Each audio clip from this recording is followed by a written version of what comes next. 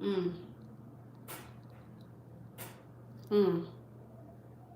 I promise you, ooh, that feels good, that I'm not going to be before you long, like your pastor says at church.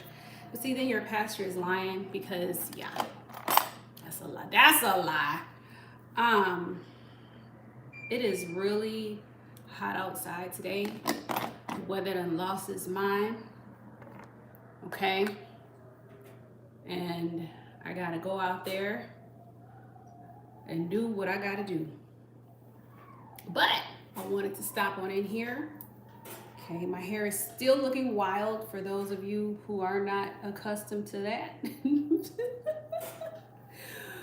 Congratulations. So yeah, I just came on in here to say hi because it's been a minute since I've gone live. And yeah, I wanted to check on you all. Oh, I hope you're doing well. Hope you had a fantastic week. I've been busy pretty much all weekend. I'm still busy. But I just wanted to stop in and, of course, share some words of encouragement. What you are hearing is the wind, if you can hear that. I don't know if you can hear that, but the wind is about to blow somebody away. But anyway, so I want to talk about all kinds of things today that I have on my mind real quick. I know I'm not going to be here, like, be talking long, but I want to encourage you wherever you are in your movie script. In this life journey, there are several layers. There are times where you will feel like everything is happening that you want to happen. There are times, obviously, hey boo, how are you? Good to see you. Welcome. Hello. How are you doing?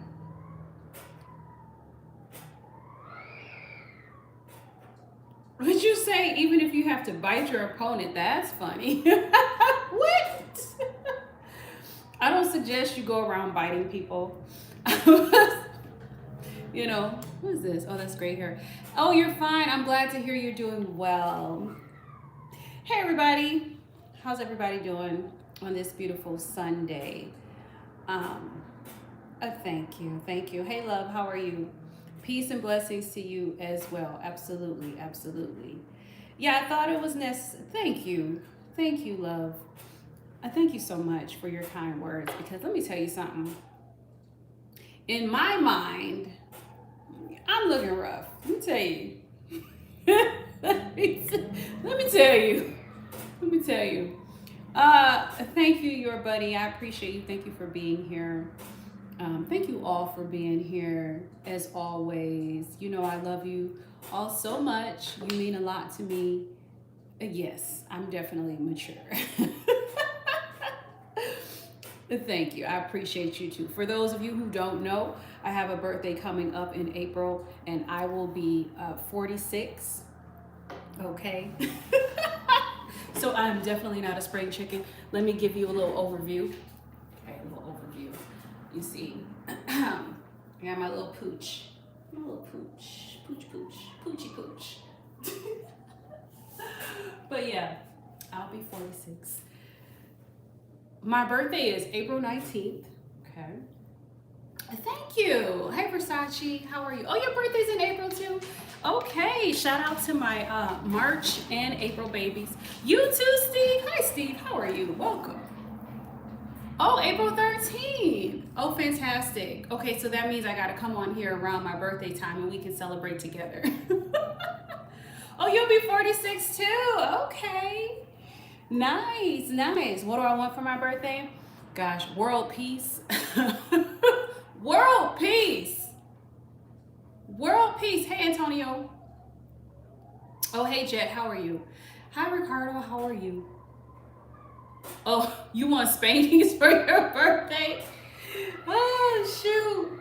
That's funny. Oh, you're so sweet. You're so sweet. Yeah, I'm looking forward to turning 46. Oh, that's funny. You know, gosh. But how do you feel about turning 46? Is that Steve who said that? Thank you, Antonio. Thank you. You know, I know women typically don't tell their age, and I usually don't. Hey, Peter. Oh, thank you, James. Oh, hey, what is it? Harbo? Shout out to Costa Rica. I'm originally from Wisconsin. Do I need anything done around my house? No. But thanks for asking. You know what? Actually, I have a bed that, okay, so I put the frame and everything together, but obviously I didn't know what I was doing. And that needs to be resecured. Hey, Mr. Noise, how are you? Welcome. Welcome, welcome, welcome. Hey, Silver, shout out to Missouri. Have I ever been to Missouri? I don't think so. I already did, Antonio. I already did. Hey, Joseph. Oh, you can fix it? I bet. It's always nice to have a handyman around. It really is. It really is. James said you would fix the bed. Yeah, it needs to be fixed because, I don't know, I must have, maybe I didn't have the right tools when I put it together in the first place. I had my neighbor come over and try to fix it. But he didn't know what he was doing either.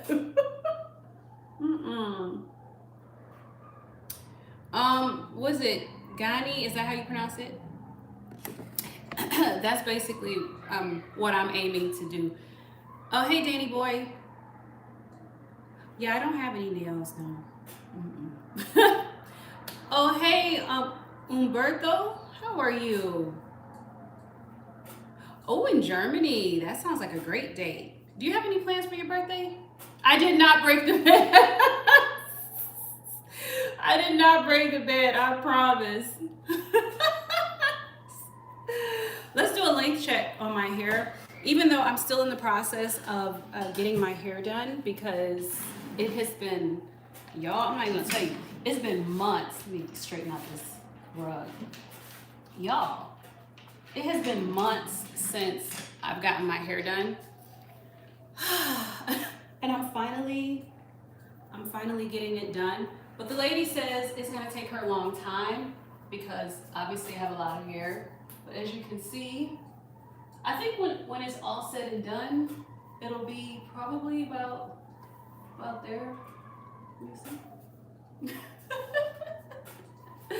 So, but yeah.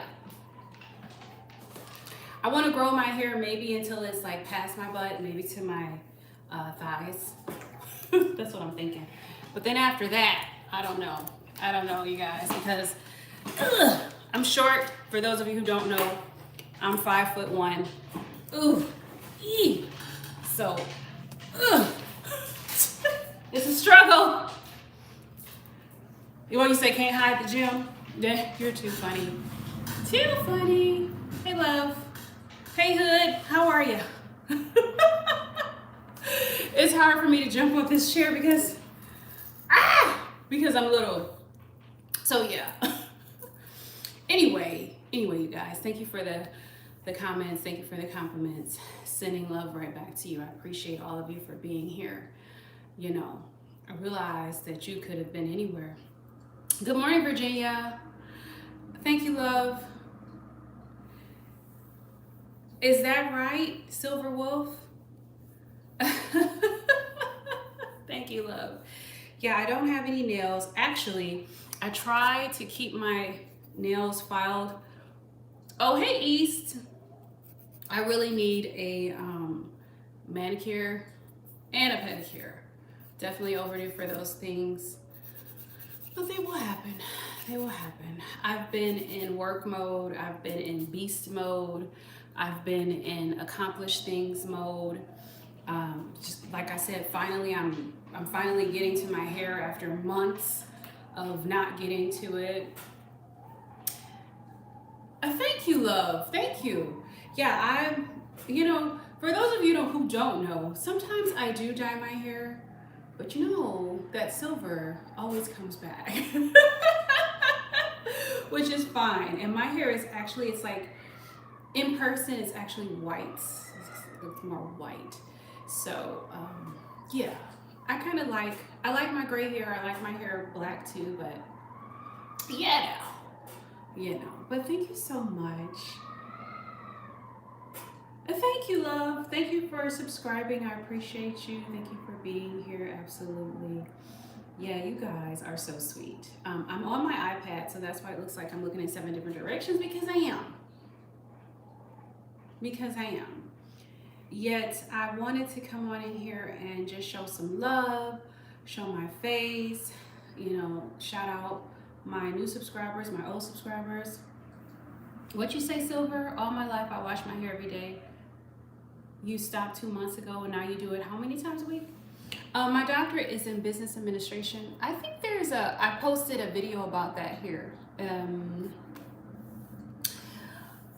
Okay, so now you wash twice a week? Okay, yeah, that's nice. Do you use a particular shampoo? I like this, I like tea tree shampoos. When I went to the shop last week, this lady really did a good job washing my hair. I wonder what kind of shampoo she used. It was nice. Yes, I'm in the USA. Oh, hey, sweetie. Hey, 8725. Yes, I am your auntie. Yes, I am. Thank you for the respect. I appreciate that. What you say? They say Disneyland is the happiest place on earth. Oh, that's so sweet. Oh, you guys, I like stuff like that. What do you mean? I like stuff like that. I appreciate people's humor. Thank you, 8725. I like to laugh a lot. Remember that dating show where the guy was like, we'll be back in 2 and 2? Remember that? That's how old I am. Oh, you saw the rice dressing video. Okay. Big Juan, it's always a great way to introduce yourself by saying what you don't like. That's nice. Do you do that in real life? Oh, Danny. But shout out to my Creole and my Cajun folks. I am Creole and Cajun. My family is actual Acadian. Hey, Anthony. How are you, sweetie? Oh, well, that's how you put it, Big One. That's how you put it. I'm just reading it like you put it. All right, you two, Love and Danny, behave. That's how you put it. Huh? But yeah, I love to see your recipe. Most definitely. I always love learning something new and all that good stuff. So yeah, you're more than welcome. If you want to send your recipe to me, you can at drbconnects@gmail.com. Yeah, love is the highest vibration that you could possibly have. Struggler, how you doing, sweetie? How you doing? Thank you for being here. Baby, you right on time. What am I about? What are you about? What are you about? I have, I don't know, maybe almost 2,000 videos that you can look at and probably find out what I'm about. Struggler, are you in the car?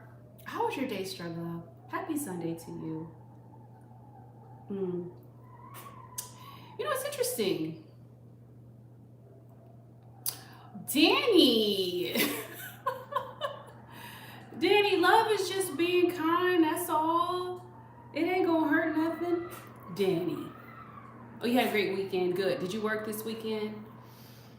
Yeah, I was busy all weekend. And I'm about to get out there again. It's very hot outside. I wish I could go out in my birthday suit. Don't you wish you can just go outside in your birthday suit? Yes, I have family in Louisiana. I have roots in Texas and Louisiana. Again, my family is Acadian, so Acadian is where the word Cajun actually comes from.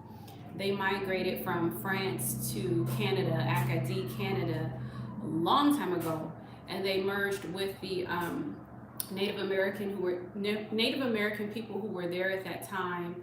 For example, the Mi'kmaq, which are like one of the first 5 nations. And then they were exported by the British during the French and Indian War. And then they were put on slave ships prior to slavery. When I say slavery, you know what I'm talking about. And it was like one of the largest European genocides. And then they were exported, and some of them ended up in Louisiana. And then when they got to Louisiana, instead of calling them Acadian, they called them Cajun. Okay. It was kind of like to make fun of them. And this is before the Bayou. Yeah. Yeah, some of them were deported. Well, they were exported. And then they got together with the Takapa, for example. And yeah. So I'm connected to my tribes. I'm connected to my people. I'm connected to my history. I've traced my lineage all the way to the 1500s so far. So I'm kind of like a historian, if I could speak. All right, let me check the chat. Oh, you're Acadian. Shout out to you, cousin. Shout out to you. It's always nice to meet a cousin. I appreciate you. Thank you for being here. You know, it's so funny. I decided to trace my family history because I swear nobody knew anything. I was like, what? And I started with my great-grandmother, whose last name is Cormier. And I was like, that's a very interesting name, Cormier. And then I started doing history on that name, you know, all of that. Oh, y'all still arguing? Y'all, what? Oh, is that right? How do you pronounce that? I'll probably butcher that, Jan. How you doing? Shout out to you, cousin. I got a lot of cousins. A lot of Acadian folks out here running the streets.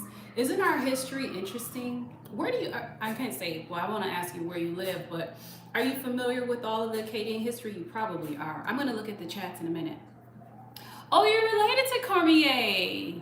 Is that right? And then you want to tell me about rice dressing. Listen here, buddy. Listen here, buddy. Hey, 0824. Well, I will tell you this much. You know, I grew up in Wisconsin. So, you know, I grew up eating rice dressing and gumbo and all of that. You know, whatever my grandmother, what she knew, okay, what she was able to maybe remember from her Creole and her Cajun roots. But yeah, it's not like I grew up in Louisiana. But I do enjoy, you know, the rice dressing that, you know, my folks make. Thank you, Anthony. Thank you, Anthony. But yeah, I'm sure there's some things that I'm definitely missing. That's what I'm saying. We can't cook. Exactly. Oh, you're in the heart of it. Well, I mean, there's other ways to express yourself, Juan. Hey, Mood, how are you? How are you? Yeah, unity, I feel like, starts from within. It starts from within. And your perspective. Juan, and here you are, a cousin cutting up like this. What a shame, what a shame. Yeah, you know, like why? You know, this is just my opinion. If I saw someone make rice dressing and, you know, they didn't make it the way that I would make it, you know, when I got on their live stream, I probably wouldn't I don't think I would actually, you know, say anything negative. I just kind of just let it be. Or I say, can you send me your email? I got something to tell you. And then I would probably call myself giving them information behind the scenes. And I would say, hey, it's very interesting, you know, the way you made that rice dressing, but let me give you my views on how I make my rice dressing. Hey Jan. No, I'm just saying, you know, there's a way to, exactly, Jan, thank you, to each their own, cousin. I got cousins up in the chat today, to each their own. You know, just like gumbo. Gumbo is another thing where I get it, you know, that people are high and mighty about. And I get it because I have that too. I have that too. But y'all, oh, it's in. Yes, I have my coffee. How do you pronounce that? I have my coffee, thank the good Lord from up above. Yeah, gumbo's a whole nother story. People always arguing about things. Ian, okay, nice. What did I eat today? So far I had oatmeal. What's been the highlight of my week so far? I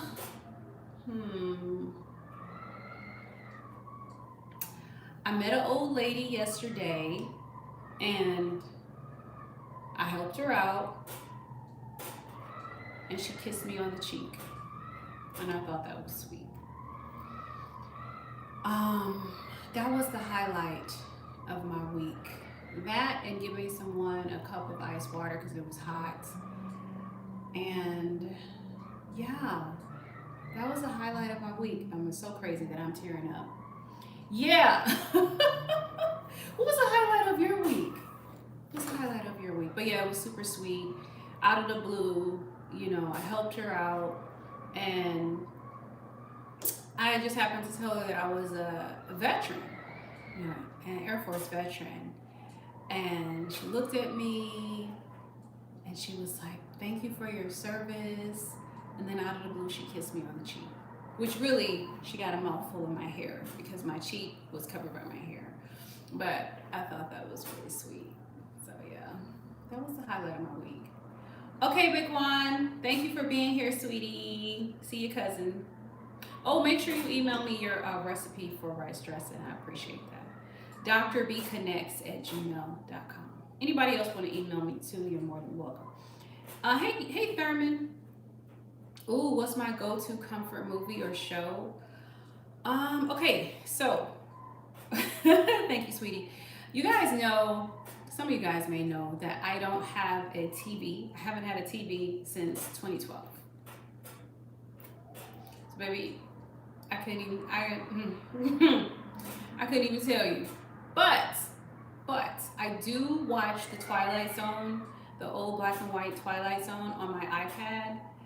Yeah, yes. And even though I've seen, I feel like I've seen all the episodes over and over again. Is that right, Ian? Yeah, I feel it. I feel my ancestors all in my bones. Oh, your highlight was a promotion. Oh, congratulations. That's a big deal. So how are you feeling? You must feel really proud about that. Was that something you've been working on for a long time? That's right. All in my genes. And what's funny about it, Ian, is that I've always been connected to the energy of my ancestors, even though I didn't know the history, which is crazy. Do you go to any of the powwows? I'm curious, Ian. Do you connect to the indigenous side of the roots? I'm just curious. I've actually gone to an Atakapa powwow. Thank you. Yeah, my mother is absolutely beautiful. Absolutely. Like her skin, her hair, her presence, her love. Get out of here, Ian. Get out of here. Ian, you gotta email me. You write my email down. It's in the description, but it's DrBeeConnects@gmail.com. Yeah, because when I tell people about my indigenous ancestry, they look upside my head. And I'm like, baby, I'm Acadian. What you talking about? What you mean, son? How am I not connected to the energy of the ancestors? It's in the bloodline. Till the wheels fall off. I'm so glad you're here. You see, it was like the ancestors brought me on this live so that I can talk to you and so I can talk to the rest of you all and just be present with you all. It was meant to be. But yeah, growing up in Wisconsin, I had no clue. Oh, you say you white, but you talk just like, exactly, because it's in your blood. It's in your blood. Ancestors, they don't lie. So have you always known about the indigenous side? Is that something that you always knew? I'm just curious. Yes, I can cook, even though our other cousin was talking bad about the rice dressing. But he didn't eat it, so what does he know? Just rude. Just rude. So you're a chief. So what tribe are you a chief of, if you don't mind me asking? Yes, I know about some of the Orishas. Rude for no reason at all. Rude for no reason at all. Probably wasn't even a real cousin coming on here talking crazy. Okay. Oh, you're not? Okay, Ian. Hey, shout out to London. Oh, you're a cook or you're a chef. I thought you said chief, child. They say reading is fundamental. Fundamental. Hey, shout out to Cleveland, Ohio. Hey, Big Scotty, how are you, sweetie? Welcome to the chat. Welcome to the chat. Yeah, you guys are a lively bunch on a Sunday. Most definitely, you know. But yeah, I was just coming in here to say hi and coming in here to talk about just being encouraged and, you know, as I posted in the short, we're all just in this life journey together. You know, your current moment does not equal your reality, okay? You're just currently in this situation. Oh, is that right, Ian? What is my channel about? It's about nothing. It's about nothing. I got over almost 2,000 videos about nothing that you can watch. Oh, is that right? They fled the border to New Hampshire. Interesting, Ian. Interesting. Now, did you find that out early on in life, or was that history that you had to kind of dig up? I had to dig up all of my history. I was just like, first of all, why, what is this name Cormier about? No one knew anything. No one knew anything. So I kind of become like the family historian, you know, which is an honor, really, you know. But like I said, I've always been connected to my roots. Oh, your grandma died in 1992. Is that right? And then, Ian, how far have you traced your family history to? And that's for the rest of you. Have you guys traced your family history? Like I said, I've traced a lot of my family history on my mother's side so far to the 1500s. So I got a long way to go. I got a long way to go. I'm still unpacking things, like the fact that my grandfather's last name is Arabic, South France. Yeah, interesting. And I didn't know that my grandfather's last name was Arabic because he changed it. Oh, you traced yours back to 1564, is that right? Now, was that easy? And did you guys use, what did you use to trace it? I use Ancestry.com, you know. So my grandfather has this Arabic last name. Is it Arabic or is it Hebrew? The point is, it's in the Bible. We're all African. To answer your question, we're all African. We're all African. In case anybody was confused. Because, why? Why, you guys? Why are we all African? This is a quiz. This is a quiz. And it's beyond opinion. It's scientific. Do not make me pull out. What I'm saying is the oldest bones. Because my cousin is in the chat and I'm not focused on European. I'm actually focused on indigenous culture. Thank you, Maple. Ding, ding, ding, ding. Because human beings walked out of Africa. Thank you. Somebody with some sense today.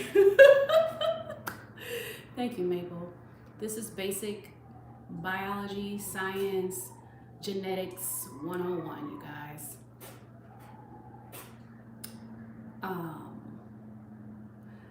Well, I don't know if they call her Lucy. Do they still call her Lucy? Do I need to pull this up, you guys? This is elementary. Are we still debating where human beings existed, where human beings came from? Hey, empowerment. Are we still there? As human beings, are we still there? Hi, shout out to Ireland. No, I understand, Ian, but let's get down to science. First of all, here we go. Oh, actually, I have this in my notes here. Because to me, I don't understand why human beings, we don't understand the basic things. It's crazy to me. Hold on, let me go back. It's crazy to me. Like, how are we out here teaching our children? Y'all, hold on. And why do I have to express this like in every live presentation as if it's something new? Because it's not. Hold on. I ought to just put it in a post-it note. I'm sad for us as humanity. Give me 1 second, you guys. Because apparently, here we are. If you were to trace all of our family trees as far into the past as possible, you'd find we were all related, albeit extremely distantly. The common female ancestor from whom all humans are descended is the mitochondrial Eve. As scientists believe, she lived in Africa some 2,000 years ago. Recent research may have narrowed down that location to an oasis in the desert, Kalahari Desert, making it the ancestral homeland of all humans alive today. Okay, according to the researchers, Eve is technically known as the mitochondrial most recent common ancestor, or MTE, or MRCA for short, and her lesser known male counterpart is known as the Y chromosomal Adam. He is also believed to have lived in Africa around 150,000 to 300,000 years ago. So you guys, this is not my opinion that I came up with, right? From what we know now. That's why it's called research, which means to look again. But I mean, having said that, you guys, I don't know why y'all still debating. Are you a scientist or what? I mean, are you guys scientists? I know I'm not a scientist. You know what I mean? And then also too, here's another thing that's interesting. Hold on.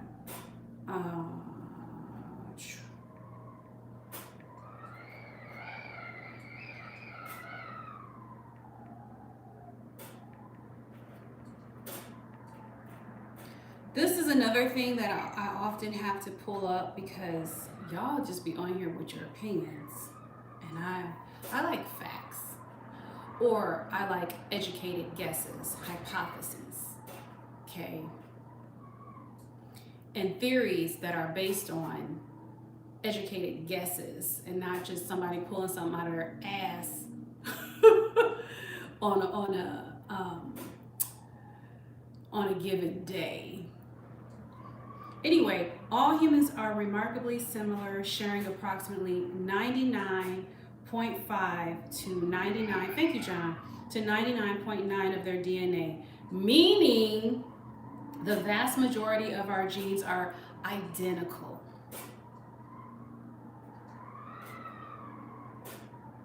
I'm gonna just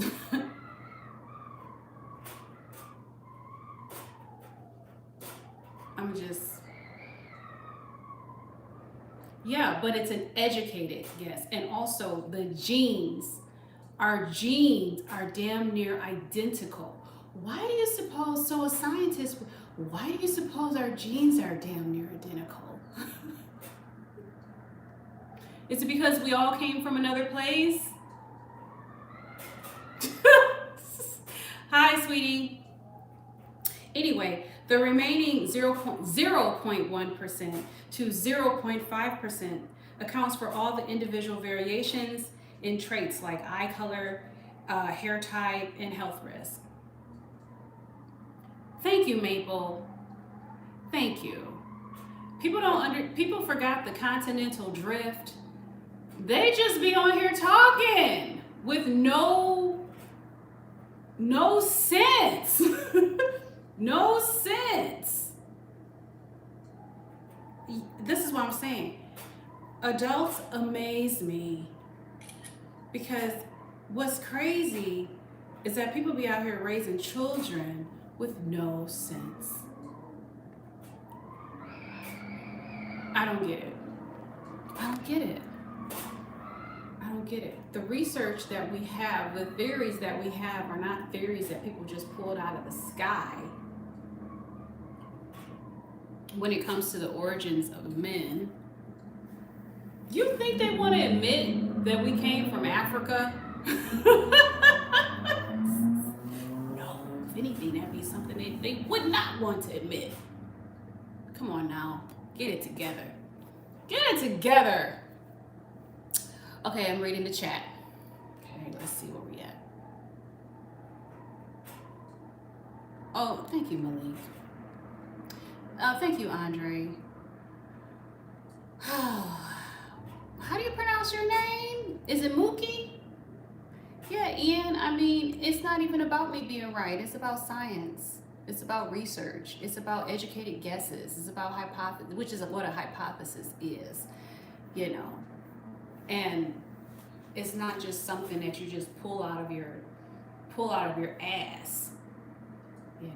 How many researchers do I have in the room? Hey Guy, how are you? Hey Douglas. Right, I don't know, Ian. I haven't been out there. I'm not an archaeologist, you know. Hey Guy, how are you? I'm not an archaeologist, I can't say. Let me look back who's in the chat.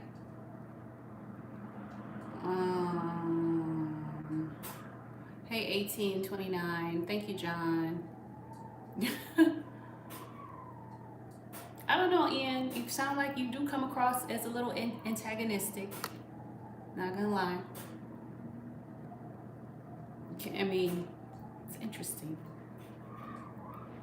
Oh, there are two theories? Is that right? What's the other theory? What's the other theory of where men came from?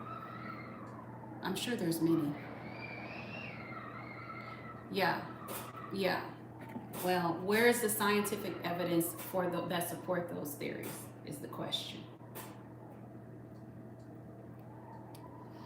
Hey Moot. Yeah, because I'd like to analyze that. You know, and I'm open, being a researcher and all, but where is the scientific evidence that supports the theories that we come from multiple places versus Africa? Hey Ricky. Yeah, I think we all are aliens too, Jay. Okay, where are they? So I can look them up and read them. Ricky, you stand up. You stand up. Let me see something. Hey 8183, how are you? Welcome. Matter of fact, Ian, let me look up. No, see, it says here regarding eye color. I just read this. I'm gonna say it again. All humans are remarkably similar, sharing approximately 99.5 to 99.9 of their DNA. meaning the vast majority of our genes are identical. I'm gonna just just let that sit.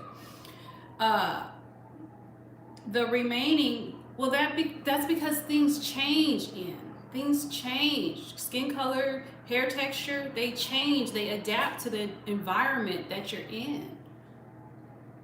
That's science. Anyway, the remaining 0.1 to 0.5 accounts for all individual variations in traits like eye color. Hold on, friend zone. I'm going to read your comment in a minute, sweetie.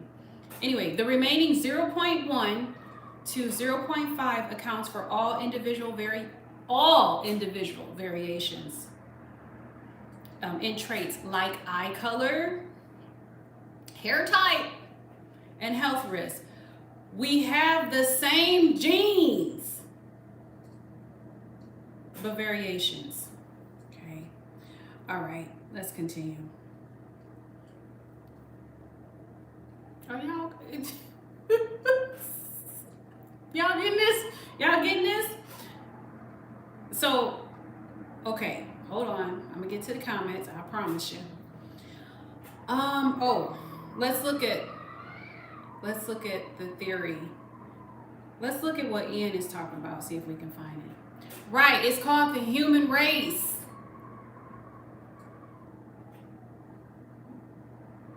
It's just called the human race just because? Let's see, why is it called the human race? Why are we called the human race?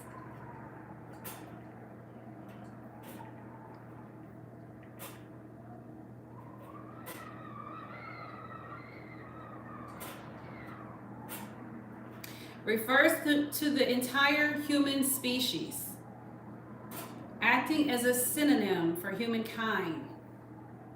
Okay. Let me look at what Ian is talking about, because Ian, you didn't really put any evidence to support your theories in here, but let me see if I can find anything online about it. If I could spell.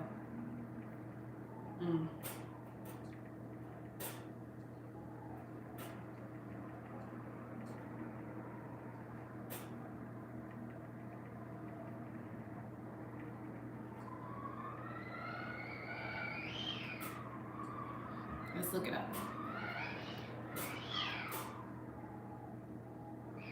Okay.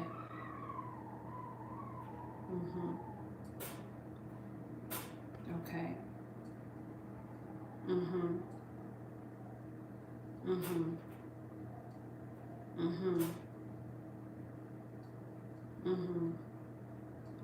The theory that you're talking about is called the multi-regional hypothesis or multi-regional evolution. Okay. All right. And according to that theory, it suggests continuity where Homo erectus spread globally, and these regional populations developed into modern Homo sapiens through interbreeding.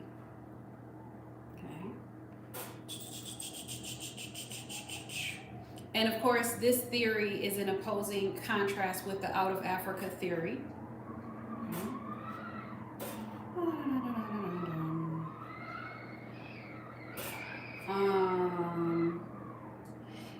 And it talks about, I mean, I'm just helping you out for your own argument. You didn't say this. You didn't come up with this. Hey, pretty, but I like to evaluate all research. Oh, you care. That's why you've been going back and forth. So you do care. Anyway, I guess within this theory, it talked about how Homo sapiens interbred with regional hominins like Neanderthals, for example, confirming that modern humans are the result of complex mixed ancestry. Okay. All right, let's see. Let's go deeper.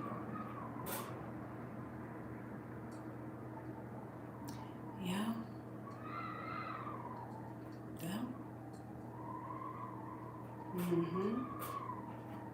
So that's the theory that you're talking about.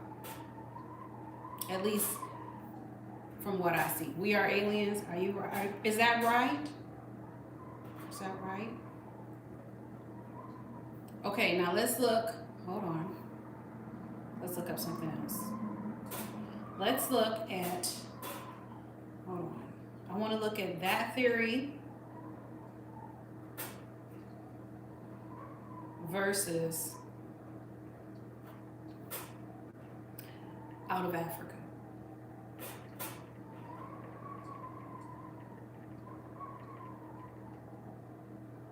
Because I'm a researcher. Hold on.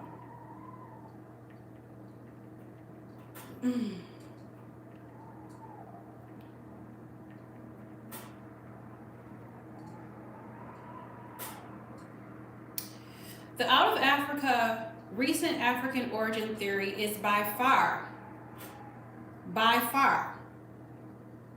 the more plausible and scientifically accepted hypothesis.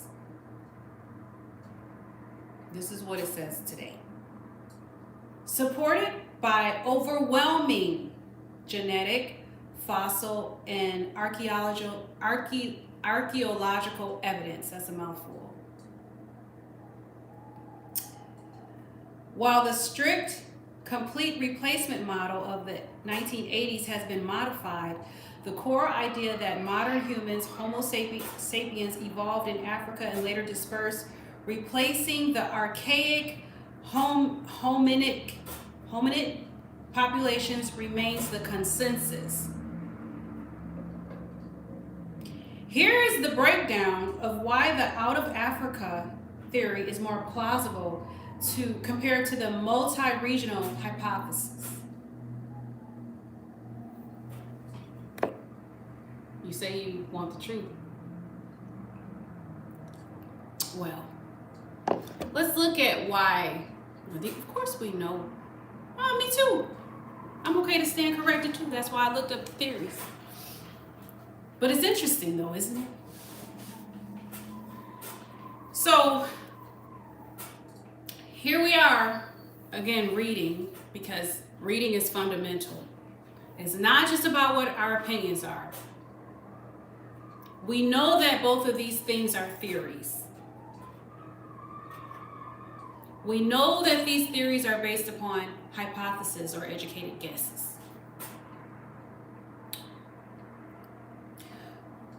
Now we're going to explore why one theory is more plausible than the other theory.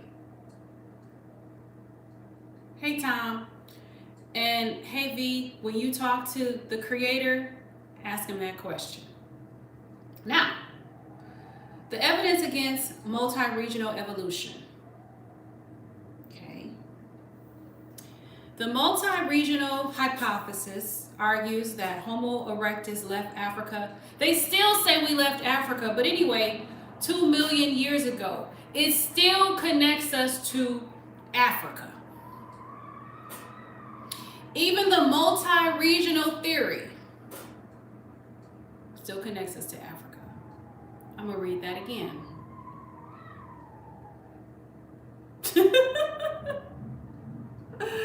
Hey, Tony.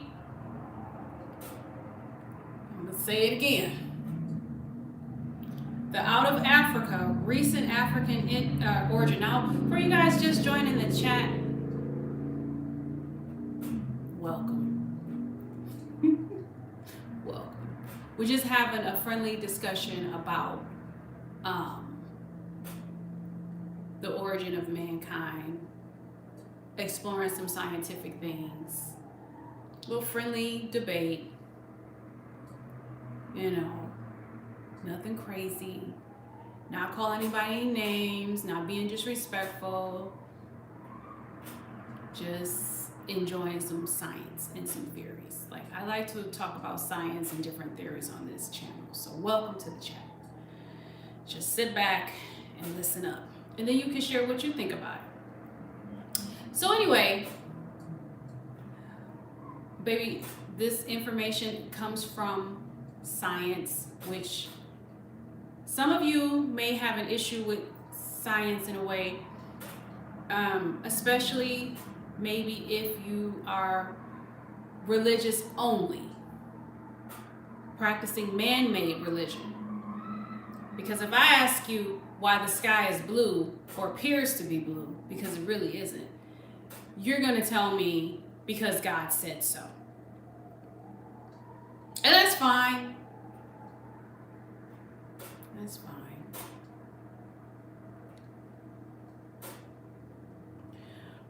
But nevertheless, there may be some scientific reasons why the sky appears to be blue. Which maybe we'll talk about that. We'll talk about that. You know. You might say it's because of man in the sky. And Ian, you're naturally antagonistic. That just seems to be the personality type. It seems like you like to argue. But that's okay. I like, hey sunshine, thank you for asking. I'm feeling great. How are you? I like to go back to, just let's look at the evidence. Oh, thank you, Jay. Thank you for putting that out there. Now, again, let's go back. And then I'm gonna go back to the chat. What time is it? And then I'm gonna go mind my business. But the out of Africa, recent African origin theory is by far the more plausible and scientific accepted hypothesis. This is where we are right now in the world. Okay? It's where we are right now.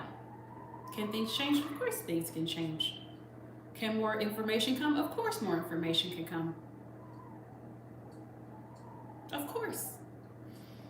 This is why it's called research, which means to look again. Yeah. Okay. Anyway, supported by overwhelming genetic, fossil, and archaeological evidence. While the strict replacement model of the 1980s has been modified, the core idea that modern humans, Homo sapiens, evolved in Africa and later dispersed, replacing the archaic hominid populations, remains the consensus. Here is a breakdown of why the out of Africa is more plausible compared to the multi-regional hypothesis. Those of you who can listen, try. The evidence against multi-regional evolution. The multi-regional hypothesis or multi-regional evolution argues that Homo erectus left Africa. Again, I say left Africa. It was in Africa 2 million years ago and separated populations in Asia, Europe, and Africa. Independently evolved into the Homo sapiens through continuous interbreeding. Implausibility of parallel evolution. What am I talking about? We're talking about the origins of men. It requires the distinct archaic populations like Neanderthals, okay, which you guys keep putting in the chat, in Europe, and Homo erectus in Asia evolved into modern humans in different places at roughly the same time, which is genetically highly improbable. Nevertheless, the argument was that human beings did not originally come out of Africa. But what you're seeing here is that both of these theories suggest that human beings came out of Africa. Hold the phone. Let me copy this, put it in my notes, save it, and then let me go back.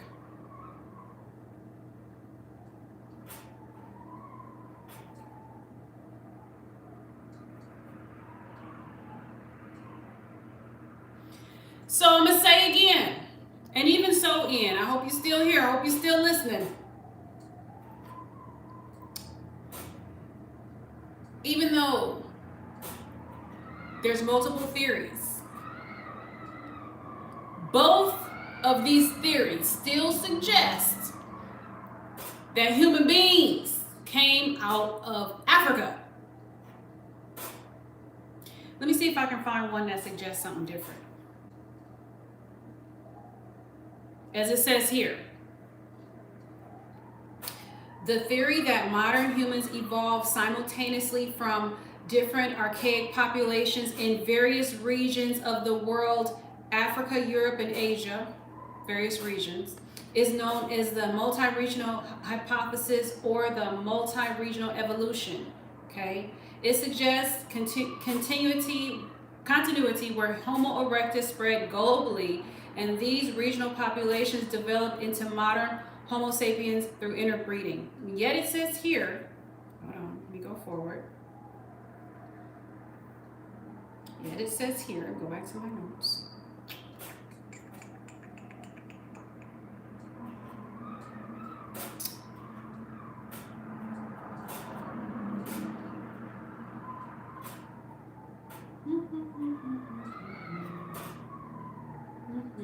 Hold on, let me go back. The out of Africa or recent African origin hypothesis is significantly more plausible and holds overwhelming scientific consensus compared to the multi-regional hypothesis.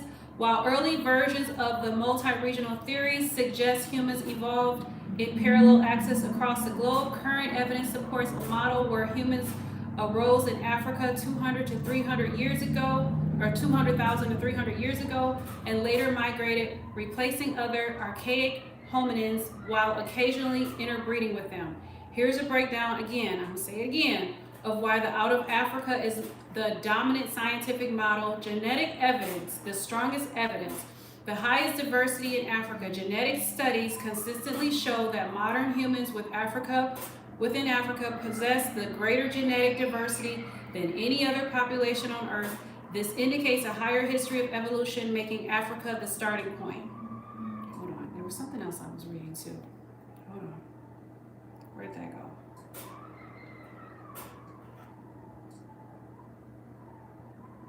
Okay, so yeah, let's just clear it up so that I'm making sense here. Multi places, one place.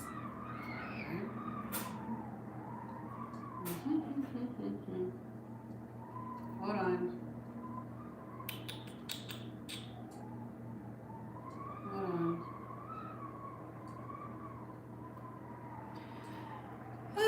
The strict old-fashioned multi-regionalism, which claims modern humans evolved independently from separate regional H. erectus populations, is largely abandoned. No, you ain't wrong, but I'm glad you started the conversation too. Out of Africa within interbreeding. Modern, more accurate models show that the H. sapiens left Africa. They interbred with Neanderthals and what does it say? Denisovans. How do you say that? Denisovans. Somebody put it in the chat. 1 to 4% admixture. Non-African populations have small percentages of DNA from these other archaic groups, but the bulk of modern ancestry is still African. Now see, I thought that the multi-theory was still having its roots in Africa, and I thought I read that.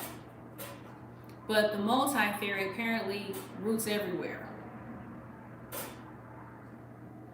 which is a theory that has lost its, compared to the out of Africa theory, has lost its potential to being the right theory. Is that making any sense? Like the out of Africa theory is the theory that people tend to go with because of the evidence strongly supporting that theory over the other theory. Okay.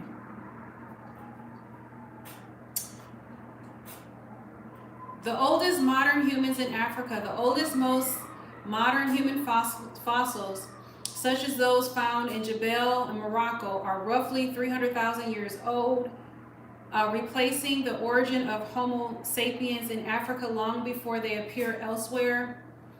Out of Africa timeline, fossil evidence suggests archaic humans like Homo erectus left Africa earlier, but modern Homo sapiens expanded out of Africa around 60,000 to 70,000 years ago.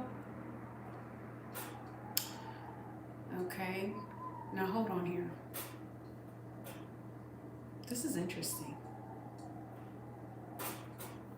Again, the conclusion is the out of Africa is more plausible. It's a more plausible theory because it fits the genetic, fossil, and archaeological evidence together coherently, whereas the multi-regional hypothesis cannot account for the high genetic diversity concentrated in Africa, which is interesting because that's maybe why I focused on genes earlier. Okay. But, yeah.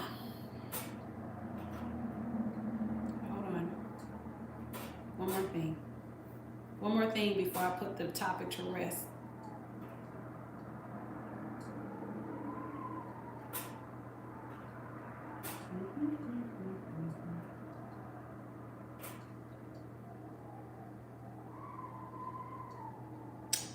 Yeah. That's where I read it. And I thought I read it. I'm going to read it again. The multi-regional hypothesis, which is less plausible. The theory argues that modern humans evolved concurrently in different regions of the world, Africa, Europe, and Asia, just so we're clear on that.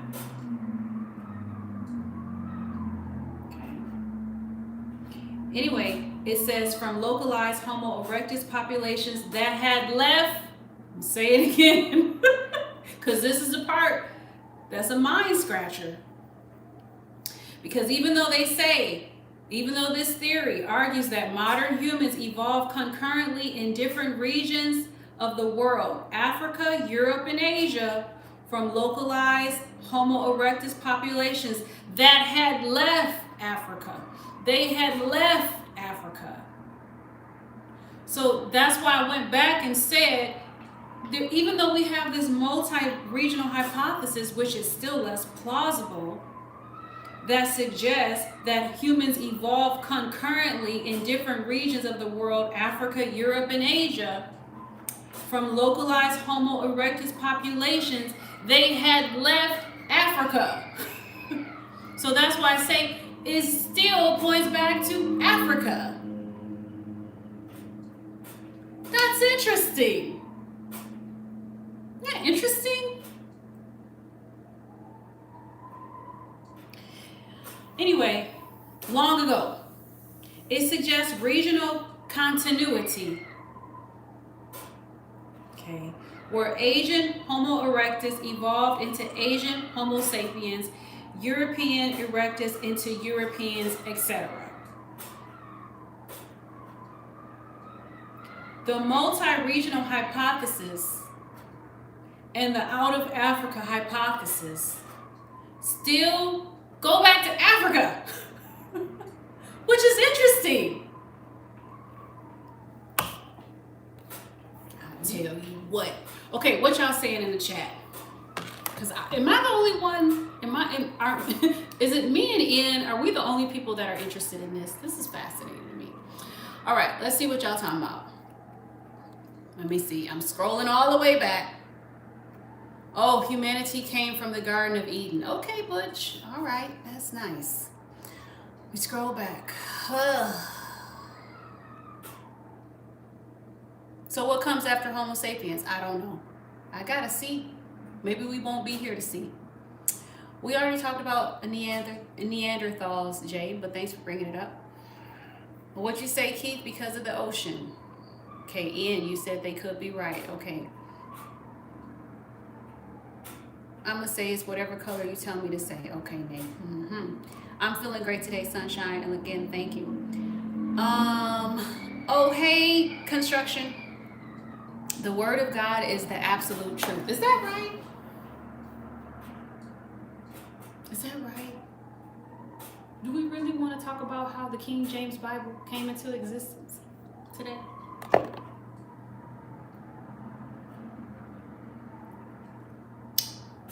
Y'all don't want to go there with me, do you? Let's talk about it. You know,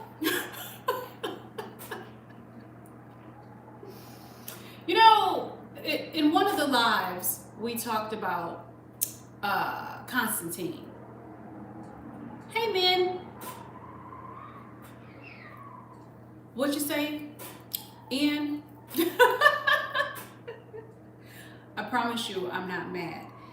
I like, just like you say you like the truth, I do too. I do too. Yes, we talked about Constantine before. We talked about how Christianity looked completely different before Constantine. We talked about the Gnostic people. We talked about how certain books, it was decided by men what books would go into the Bible. Thank you, Ian. Let's talk about it. Y'all want to talk about it? Let's go. Since the King James Version is the Word of God. Is that right?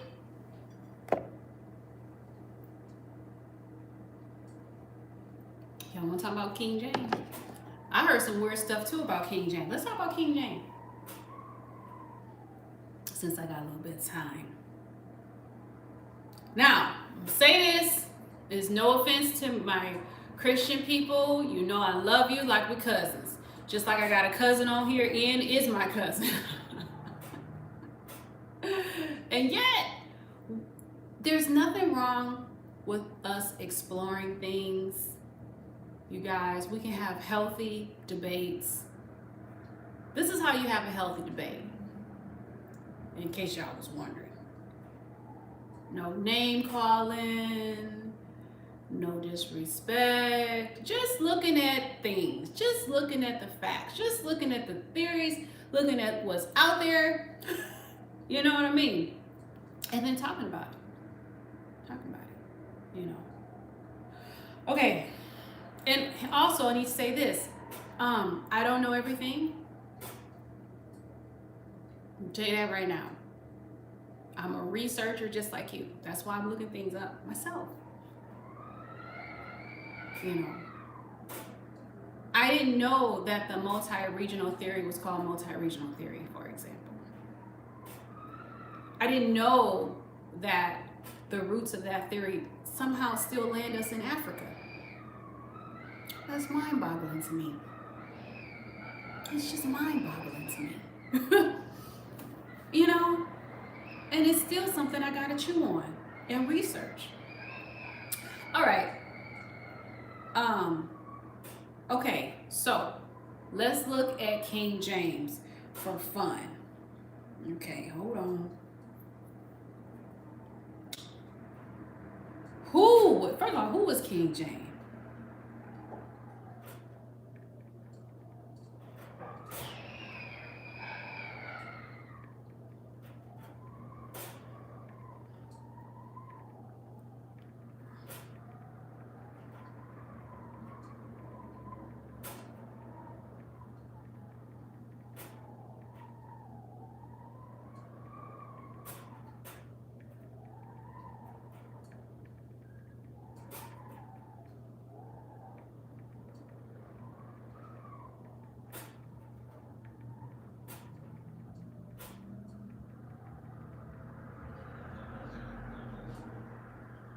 Okay.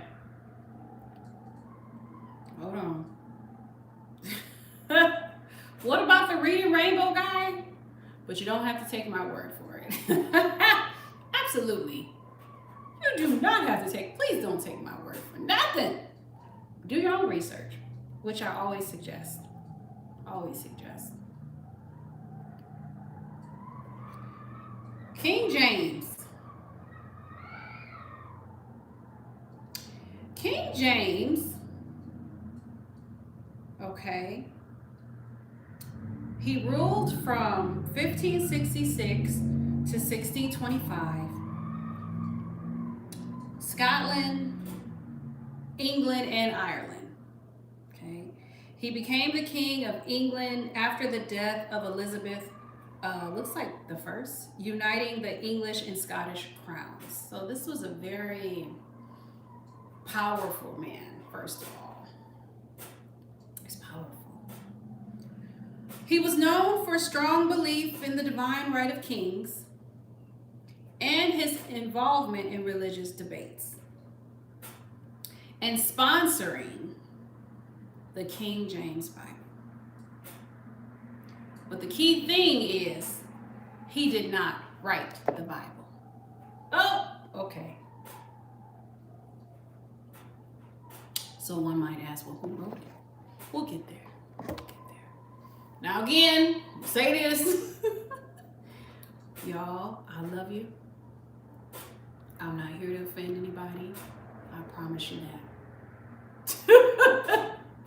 Ian, what you say, get off your neck and get on theirs? I can't. I can't. I love you, Ian. I'm glad you're here. And thank you for bringing that. Thank you for allowing us to have such a lively discussion about the origins of humans, the theories that we have. Because as we know, they are theories. Of course, we know nothing is absolutely conclusive.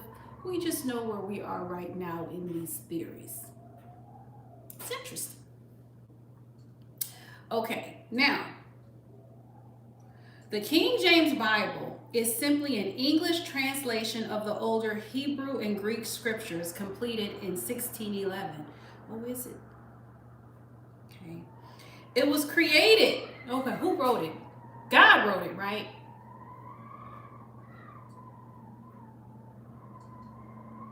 I know, Ian. I like a lively discussion too. It's just, that must be in our makeup. That's why we're cousins. Yeah. So it was created by about 47 scholars. God wrote it, right? Did God really? I'm just asking for my own understanding. It says here, it was created by about 47 scholars from Oxford and Cambridge, etc. Now, here's what they did. We're going to go deeper. Oh, don't worry. They translated from Hebrew manuscripts. That's what they did. The Old Testament from Greek manuscripts. Right. Because apparently, God, I'm not trying to be funny, but he had a pen or a pencil. And he got to writing. I'm just saying.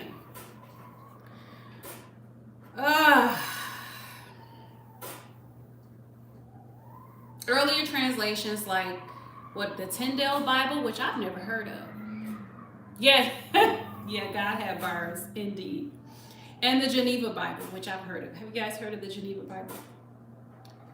So, the King James Version is not the original Bible.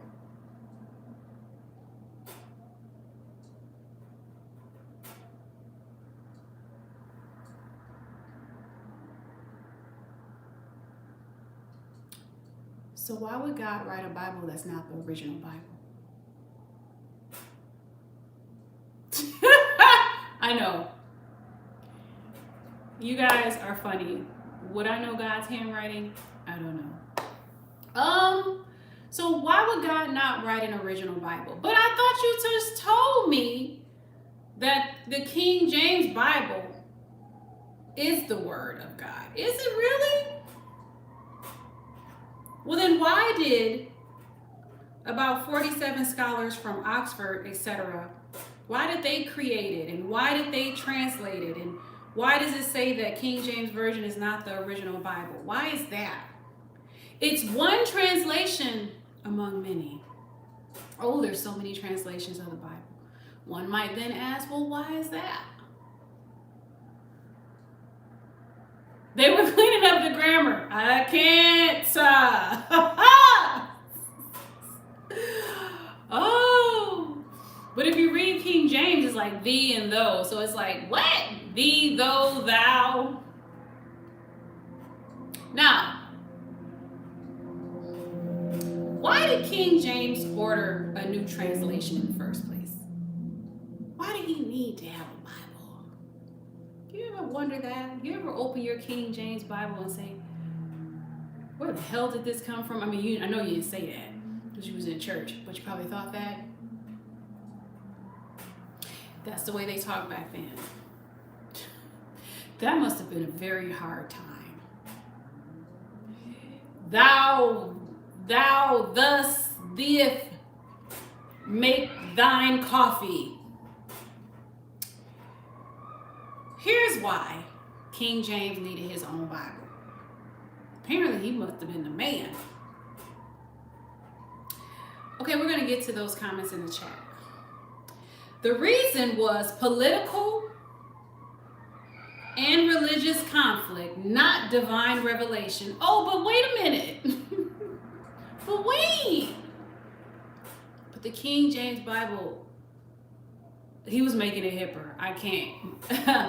The King James Bible is the word of God, right? Where's that person that said that? You gone? Are you gone? You're still there. You see my hands?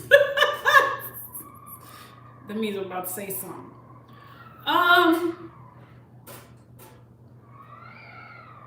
Oh, I didn't know that about the guy from Aerosmith. Well, may he rest in peace. Anyway, the reason why King James, okay, it's still the word of God. Is that right?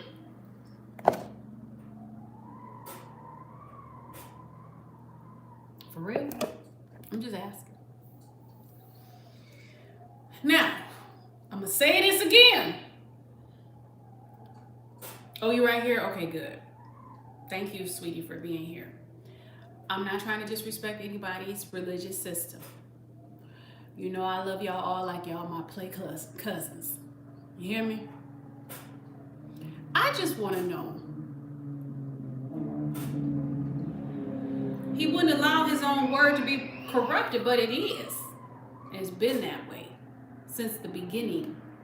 When they were deciding what books would go in there, it's been corrupted since the beginning.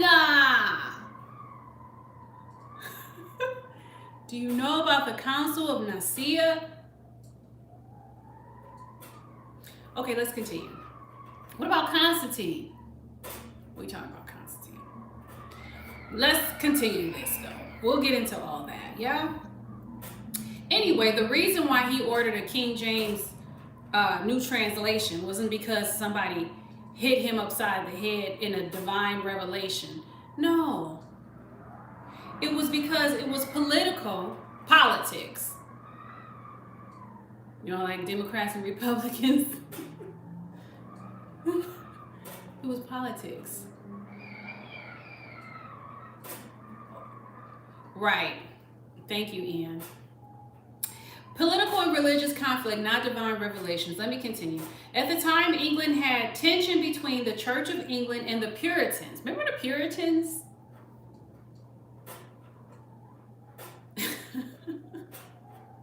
Who wanted reform. In 1604, James held a meeting called the Hampton Court Conference. Does that sound like a spiritual thing that was going on? I don't know, let's see. A Puritan leader suggested a new translation because existing ones were controversial. Oh, were they? James agreed. Now, why? Two big reasons. He disliked the Geneva Bible. The Geneva Bible had notes in margins that sometimes suggested kings could be resisted. He didn't like that. Why? He was a king. James hated that. He ain't like that. He wanted a Bible without political commentary. Is that right? Is that right? The King James Bible intentionally removed political commentary in the margins, so the translation was meant to be more neutral and supportive of royal authority.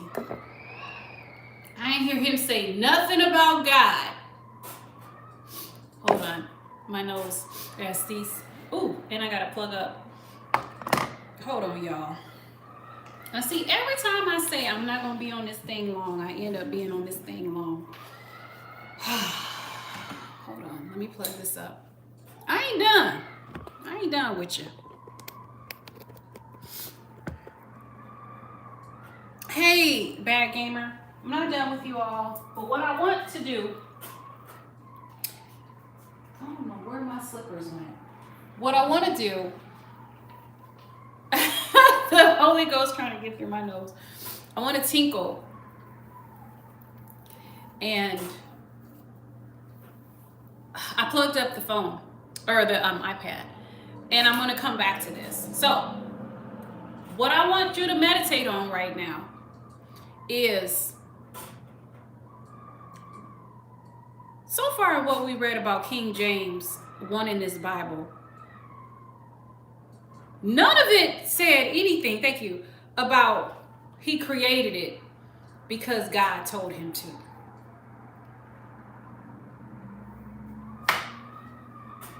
Anyway, outfit of the day. Okay. I'm gonna go tinkle. I'll be back. Hold that thought.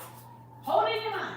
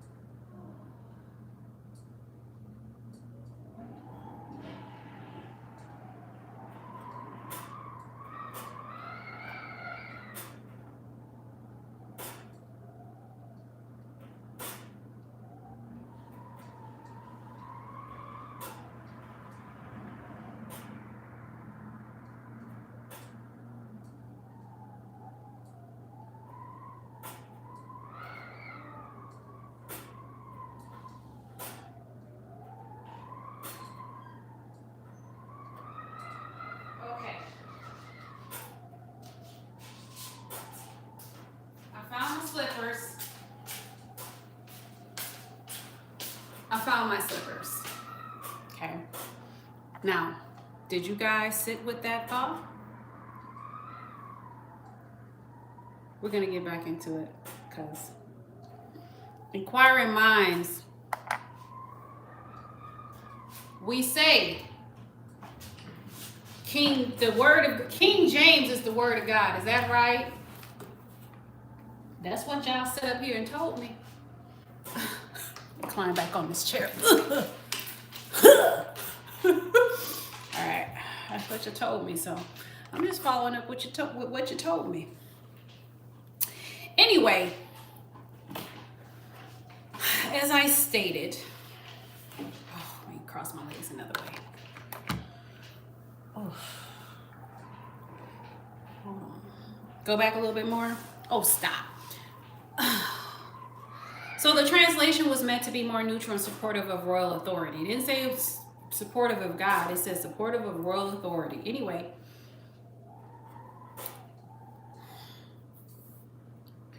Now, did King James change the Bible? Thank you, 74. Right. But you're justifying the Bible with the Bible.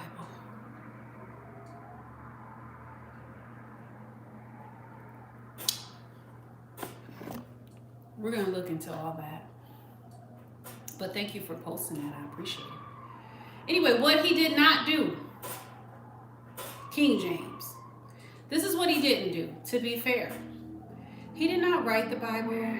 He did not invent Christianity, as we know that. He did not create books of the Bible. He did not rewrite the entire text himself. Let me give you something that might make you feel good until we go there. Those texts existed for over 1,000 years before him. Okay? Yeah. But we're going to get into those texts. King James, 4263. Well, now what did he do? He authorized a new English translation. He approved rules for translators. He removed controversial political notes. It was essentially a state-approved translation. Hey, Slick. We know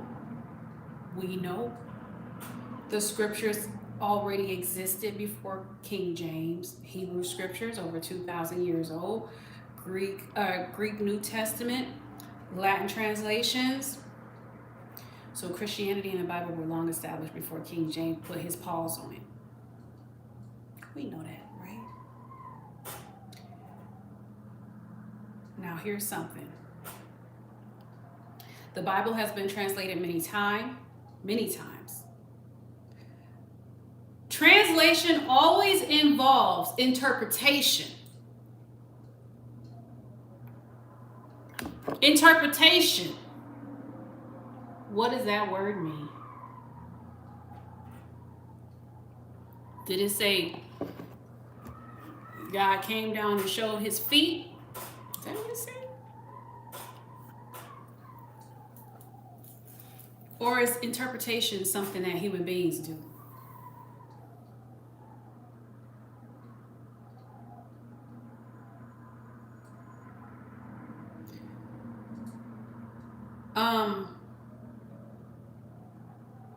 Anyway, political and religious leaders have historically influenced which versions were used. But of course, King James did not create the Bible himself.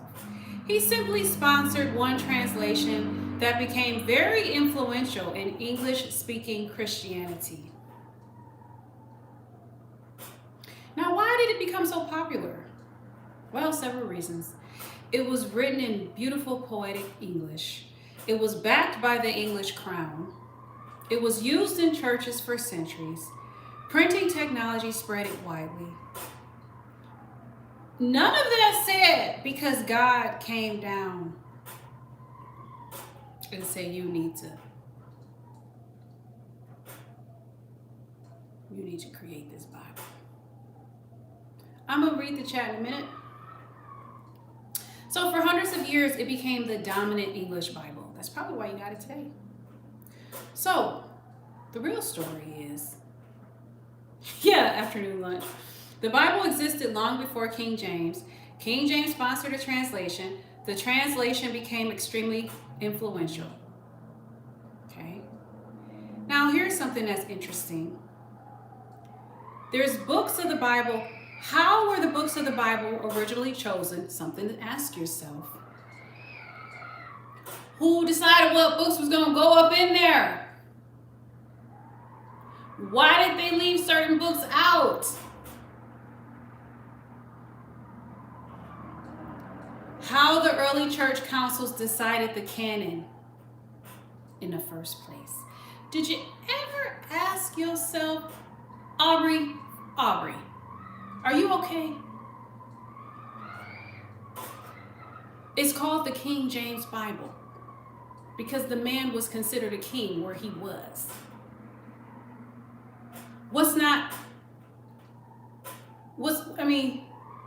Right. Thank you, Jay. What's hard to understand about that? Congratulations, working on your doctorate. Nice. Very proud of you. Now, let's go deeper.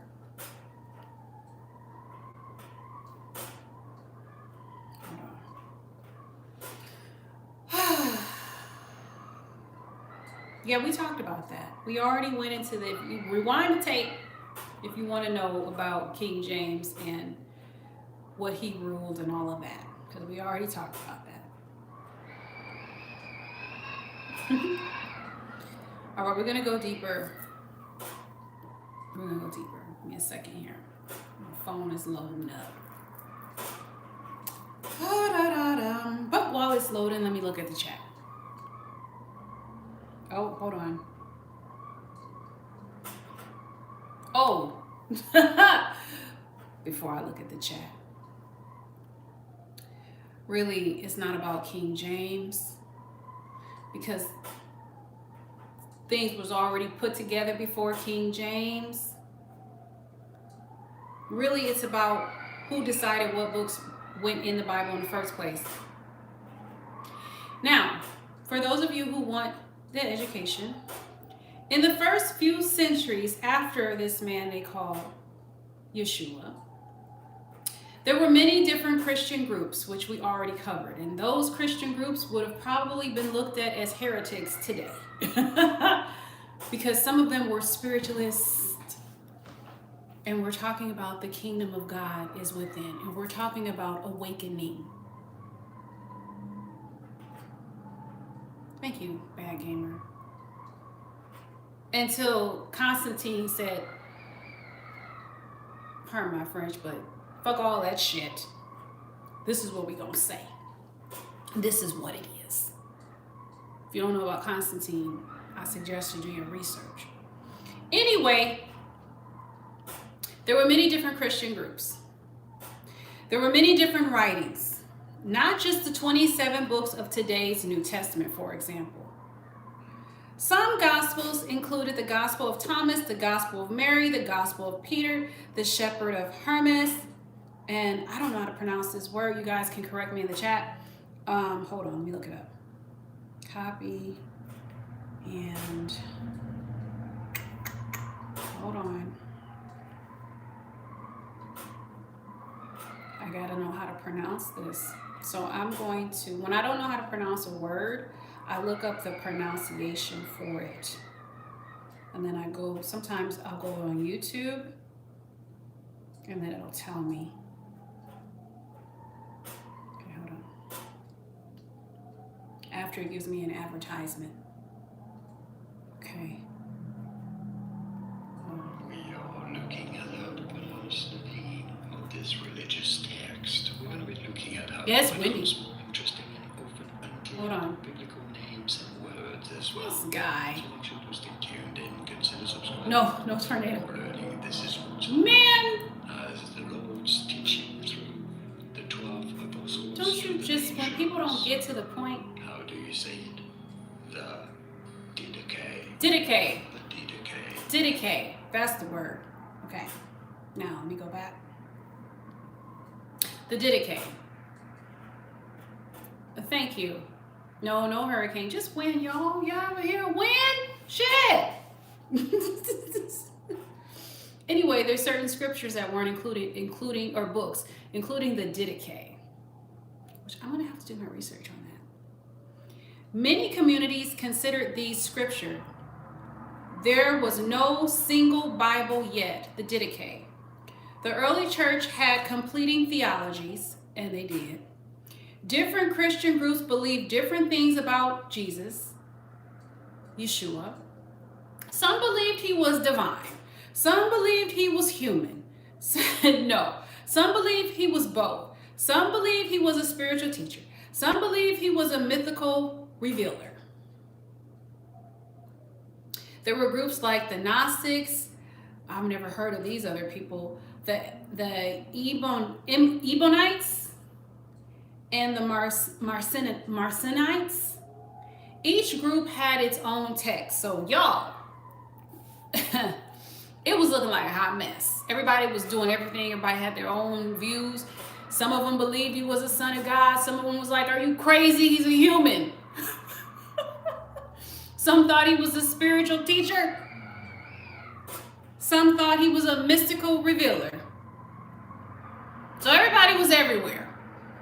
There was no standard as it is now. Okay? Each group had its own text. The Bible wasn't like it is now. Okay? Now, what happened? Why do we have such organization now? Well, because of the Roman Empire. I'll be damned.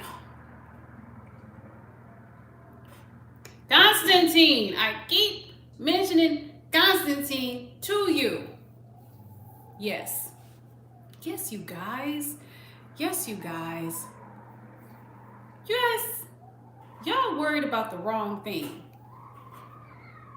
The wrong thing. I've said it 1,000 times. These are contacts. My eyes are brown. The contacts are brown. I assure you. I assure you. And they help me see.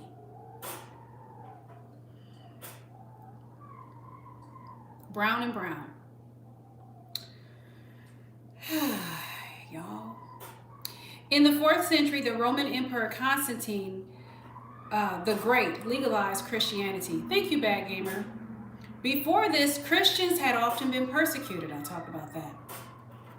After Constantine, Christianity became tied to imperial power.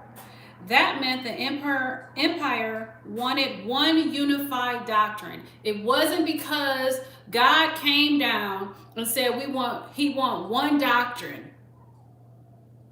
If we call God he, which in Christianity, I think we do. People do. I'm not a Christian. I'm not a Christian. I'm not a Muslim. I'm not any of these things, but I respect everybody. Yes, make sure you like the chat. Make sure you subscribe if you like to do research and just have good coffee talk. Okay. Church councils started defining things. A major turning point was the First Council of Nicaea. Who are these people? This council dealt with the disputes about Jesus' nature and helped define official doctrine. Doctrine is something that is, no, I'm not religious. Doctrine is something that is man-made. It's man-made. Man. Because I want to. Why are you here? Because you ain't about to be here in a minute. Let me tell you something. You don't want my attention the wrong way. You don't. We are talking about history, fool. What you think? Anyway.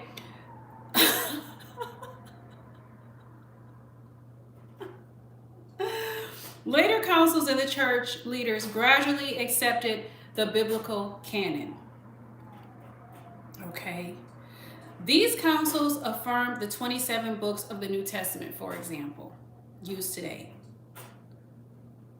What happened to the other texts? Okay, bad. Many texts were labeled as hidden texts, or they were like only heretics. This is heretical. Some were banned and discouraged. Okay. But many survived in manuscripts and were rediscovered later. A famous discovery was the Nag Hammadi discovery. These texts showed just how diverse early Christianity was. Interesting. Christianity was way diverse than what it is now, where Jesus was the Son of God and died on the cross and 3 days and rose from the grave and this and that, which if you go back to Kemetic things, you will see some connections there. Some of these stories have been recycled over and over again. Our ancestors have been telling these stories out of Africa and just repackaged as Christianity today. But you want to sit up here and tell me. Anyway, early Christianity had many texts. Church leaders eventually chose which ones were authoritative. Some writings were excluded from the canon. Politics played a role. And that process took hundreds of years and probably many people dying in wars and bloodshed. Okay. The Bible didn't appear all at once. It was written across many centuries, preserved in many manuscripts, debated in many communities, as it still is today. Okay. The Bible's formation was a complex historical process, not a single moment in time. Very interesting. Very interesting. Okay, let's read the chat. And then I want to talk about, hold on.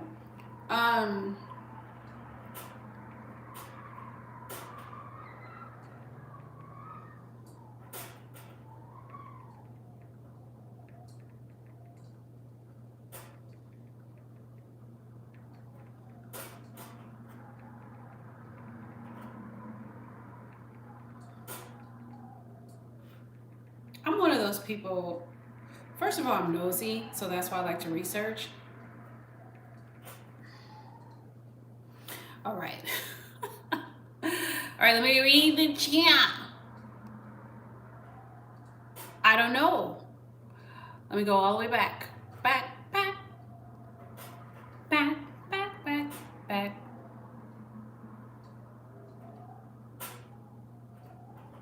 Same problems today, nothing new underneath the sun. Okay.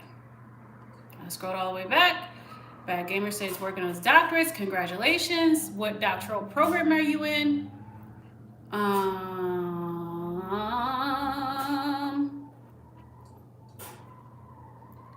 Okay, Slick. Okay. Don't want to pretend slavery and colonization didn't happen. Okay, Aubrey just talking. What about French? No, it's not French. Yep, nothing new underneath the sun. Yep, it is windy here. Oh, yeah. Aubrey.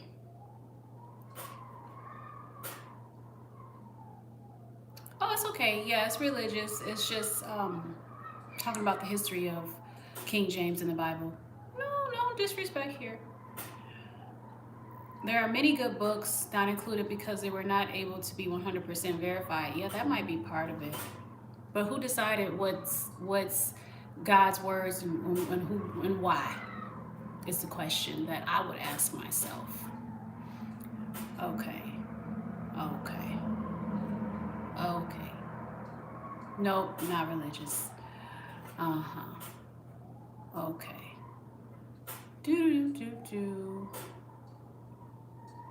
Okay, Bad Gamer. Yeah, recycle stories, many of them. I mean, according to what I've seen too, so I would agree there.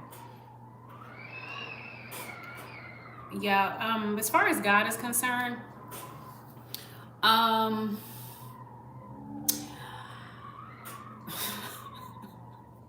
am not a man-made religious person. I'm not. I grew out of that. I did.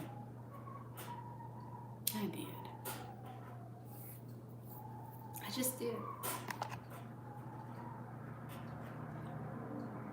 When I think of God, what people call God, first of all, to call God anything is like, how you gonna give it a name? Doesn't even make any sense. You know, when you're referring to like source. And I don't feel like we're separate from source.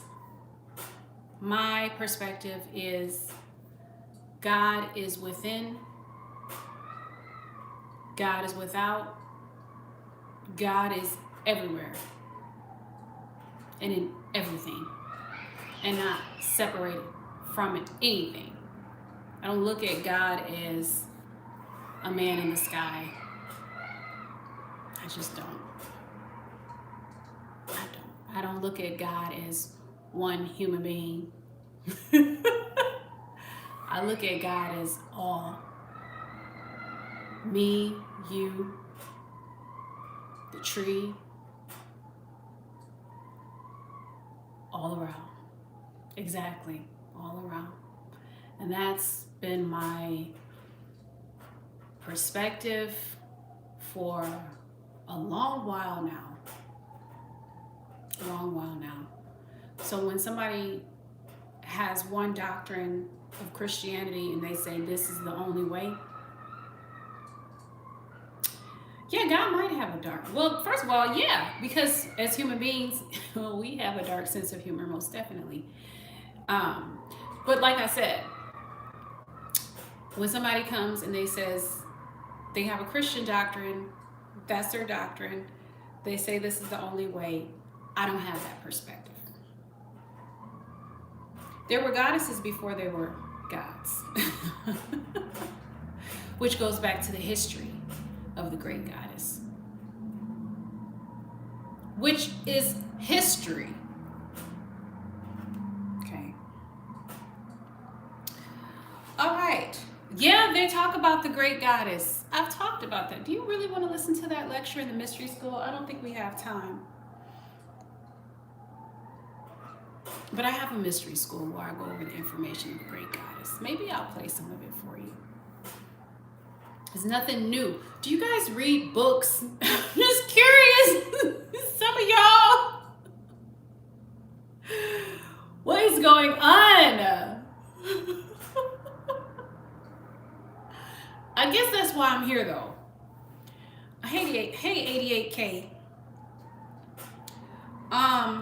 But before we go into the great goddess, because y'all really need to do your research. Okay, so the Bible was written in a region where many cultures interacted. So some biblical stories share themes or structures with earlier writings from places like Mesopotamia, Egypt. Did I say that right? Egypt, often called Kemet, and Near Eastern civilizations. Okay.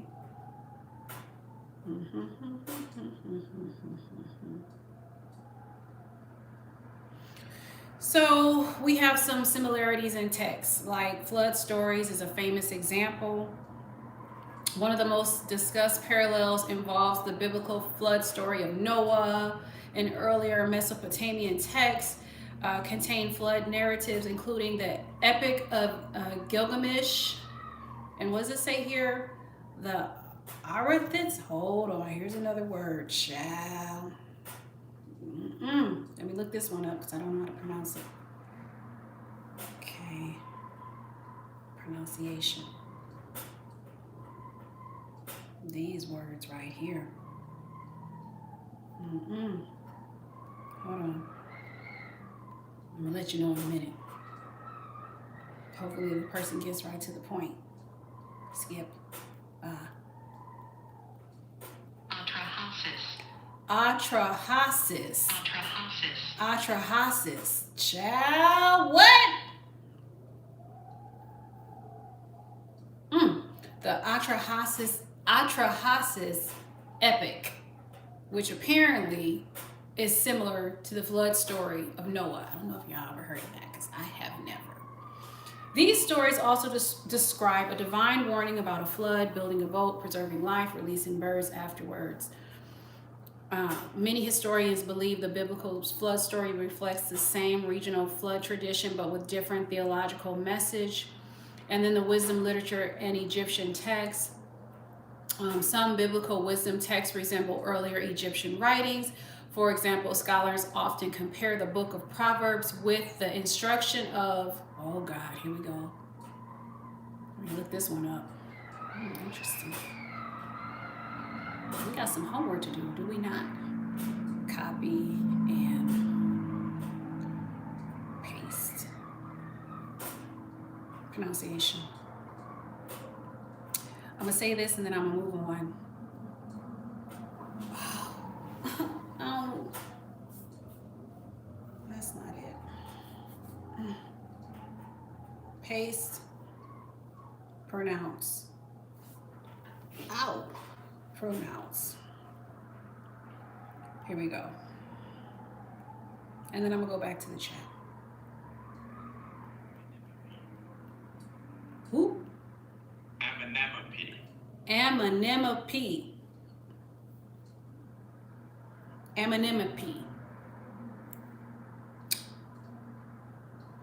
Anyway, instruction of Amenemope.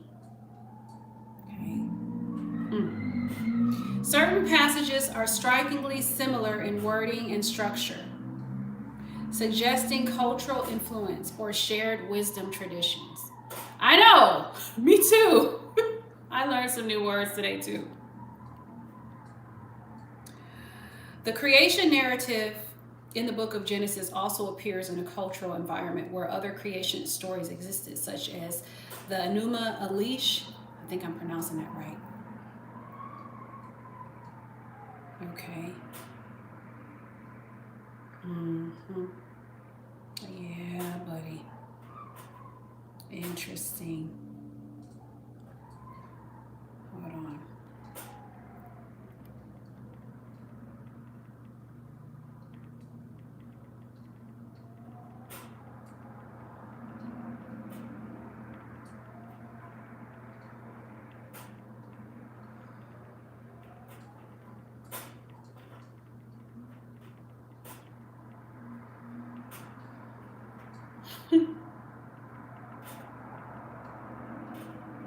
You know, another thing too is so windy, and so my Wi-Fi is really cutting up. It's really cutting up. I don't know how I'm surviving out here. Thank you, FB. But I'm trying. Who wrote the Bible?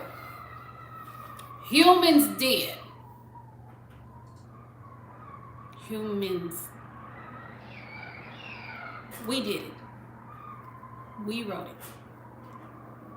Human beings wrote it. Many of them. Over a long time.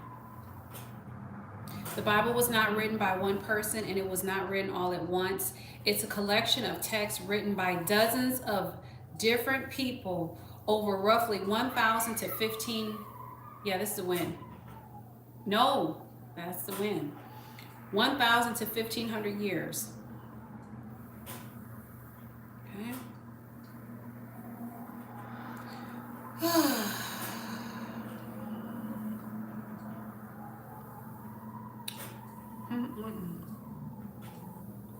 Okay, hold on. And then again, who decided which books made it to the Bible? Human beings did. Once again, human beings wrote the Bible. Human beings decided what text would be it or what books would make it to the Bible. Okay. Is it windy where you are? Okay. Who edited the books? Human beings did. How was it shaped? By religious communities and politics, and it was translated many times. It's basically a library of ancient religious writings, not a single book written by one divine hand. So, I don't know if you hear that wind? If you thought that God wrote the Bible, but ultimately human beings wrote the Bible. And anything that a human being is involved with, I'm side-eyeing. Does that mean, for me personally, that there's no value in the Bible? Sure. For me, there's tons of value in the Bible. However, would I hang my hat on it and be like, this is the word of God, the undisputed word of God? Absolutely not. Absolutely. What? That's funny to me. Respectfully. Okay, so we've mentioned the great goddess, and you don't often hear about her in religious context. One might ask, why is that? Okay, well, let's see something real quick. I don't know if I start playing this book, if the channel will get flagged. It's a possibility. So let me look into it like this. Yeah, the wind is, I don't know, it's just windy out today. Mystery. And then I'm gonna look in the chat. Okay. And I'm going to give you guys some history. We've already been talking about it. If you're just now joining the chat, Number one, we've talked about the origin of mankind, the out of Africa theory versus the multi-regional theory, which also suggests that we came out of Africa, as we found out together, which there was some confusion there. But we read some interesting things together. We've talked about the history of King James, who he was, and why he decided to create a Bible for himself or his family or whatever. We talked about a little bit about the history of the Bible, although I could go deeper than that. But we covered a few things. We discovered that the Bible was not written by a divine hand. No, God came and wrote the scriptures. We actually discovered together, in case we didn't already know, that the Bible was written by human beings who also decided what books would go into the Bible and what books would be dismissed. We also talked about how different Christians at the time had massive different views than what we see today. Some believe that Jesus, they call Jesus or Yeshua, whatever you want to call him. Some believed he was the Son of God. Some believed he was just a man walking around. Some people probably thought he was a lunatic.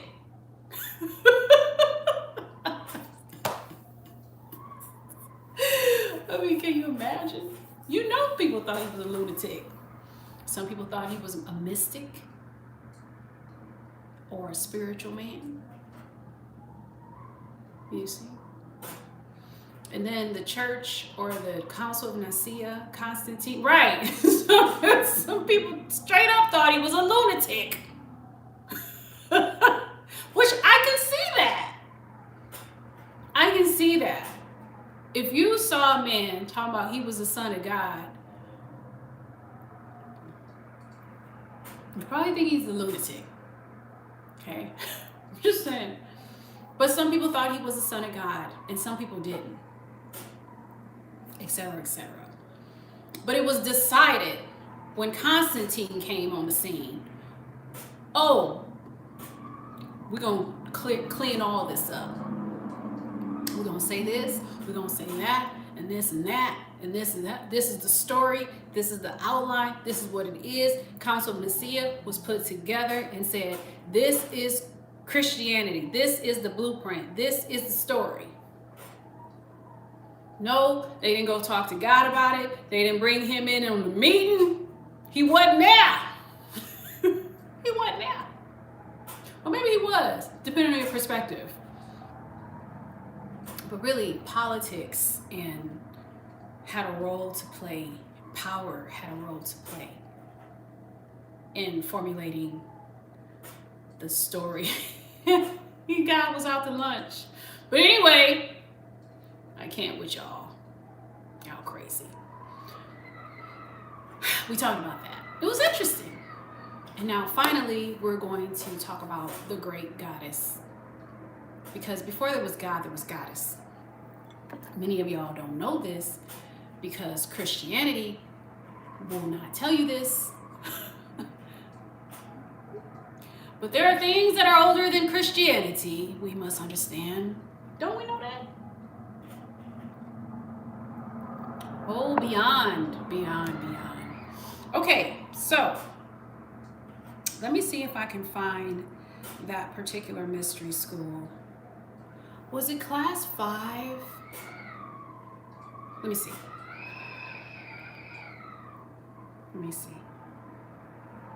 I don't know. We're going to find out together.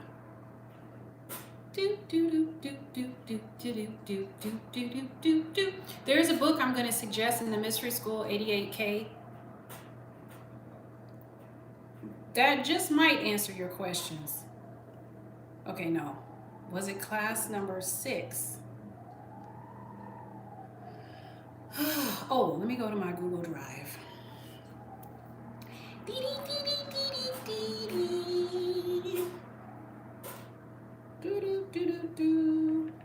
mystery school. If you have not joined my mystery school, I don't know what the hell you waiting on. Mystery school, here's my folder. Ah, was this it? I think so.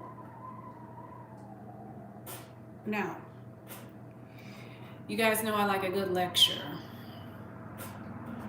If you don't know, I used to be a college professor, which I know sounds fancy, but really it isn't fancy, because really I was just an adjunct professor for 100 years, it seemed. And I used to teach at multiple colleges, and one college that I taught at, I had to lecture for like, it was like an 8-hour class. So this is part of the reason why I have the ability to keep going and going and going and going, because I've already had that training in, you know, educating people for long periods of time.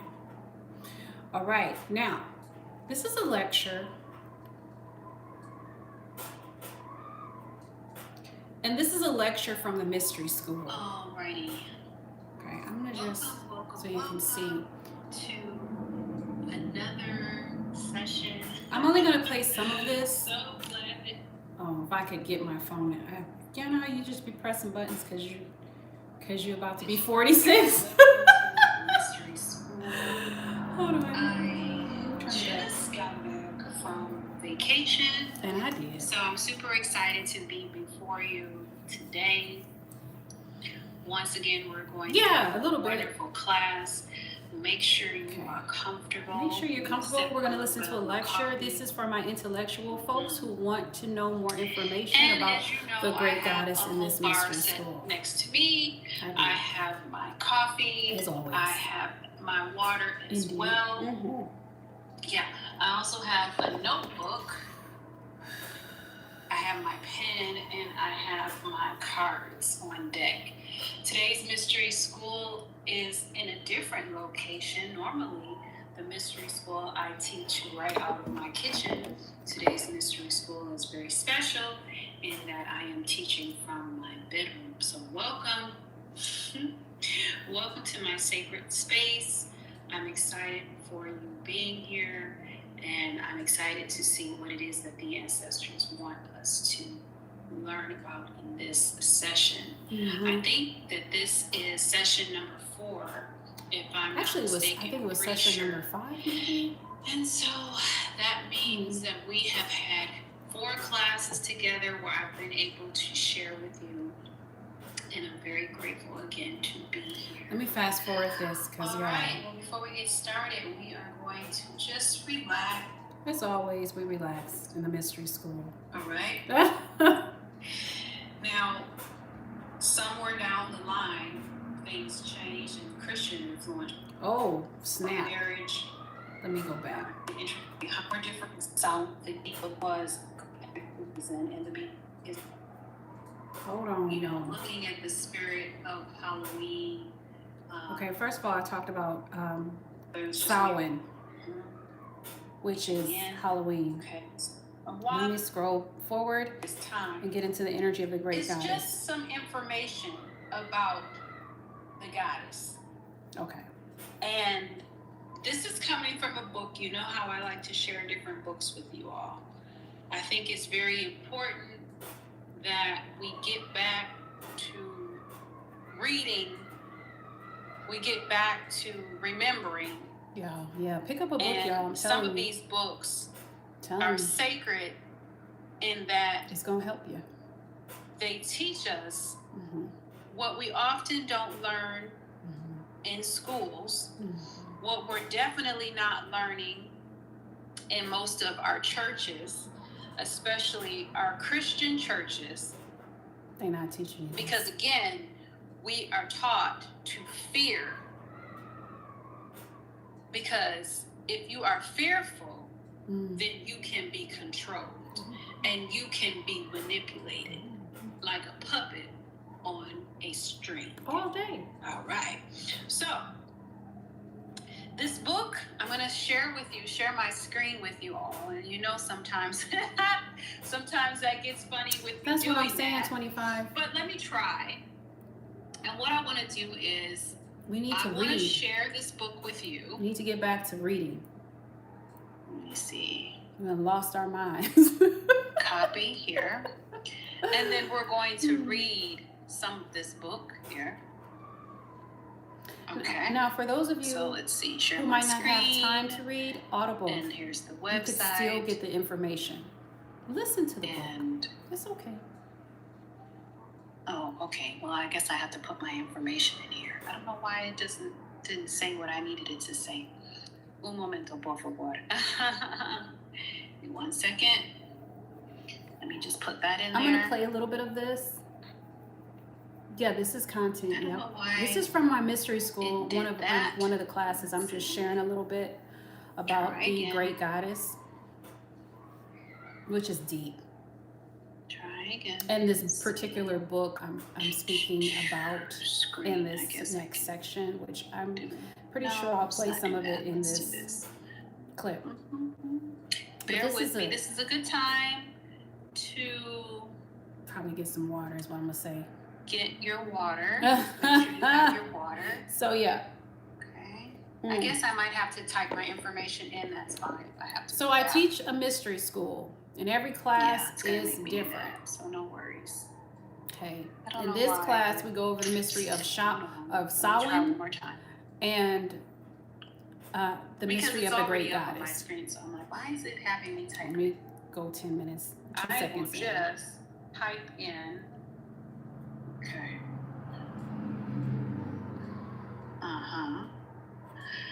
And show you an image of the book. Okay. Finally, it is happening. I want you to see That's a jam. Ooh, I'm gonna have to play that song. Picture of the book as I am allowing you to listen to the book. So I'm trying to find a good picture of it. Hopefully. Okay, now let me do it in a, this cover is a little bit. Okay, yes, this is fine.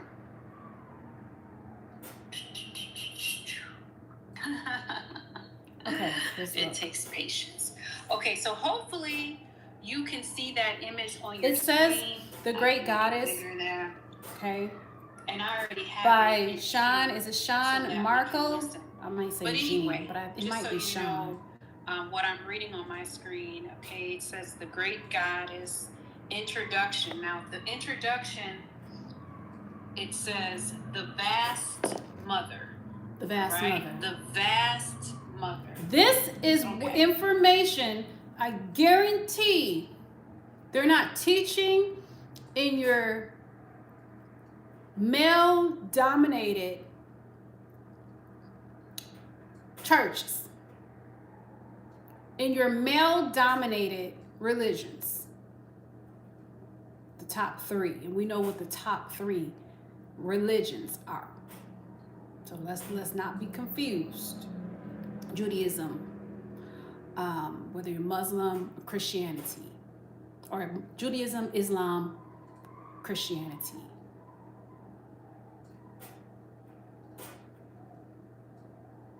Before all of these things was something called paganism. But you don't want to hear that today. Why? Because it's evil. Because your religion taught you it was evil. Oh, really? Is that the case? So let's go ahead and listen to it together. This is the introduction of the book. Right? Here we go. This is history or herstory, but a man wrote this book. The history. In the religious systems that emerged from the biblical substratum, that is I might slow Judaism, this down. Christianity, and Islam, the concept of a male God undeniably dominates the complex structure of theological speculation. The contributions of Greek Hold on. and then Let me slow that down. It is howling. 1 second here. Because I really want you to hear speak selection What? selected. what is being said. So I'm going to slow it down so that you can really hear. All right. Speak selection. All right, so let's try again.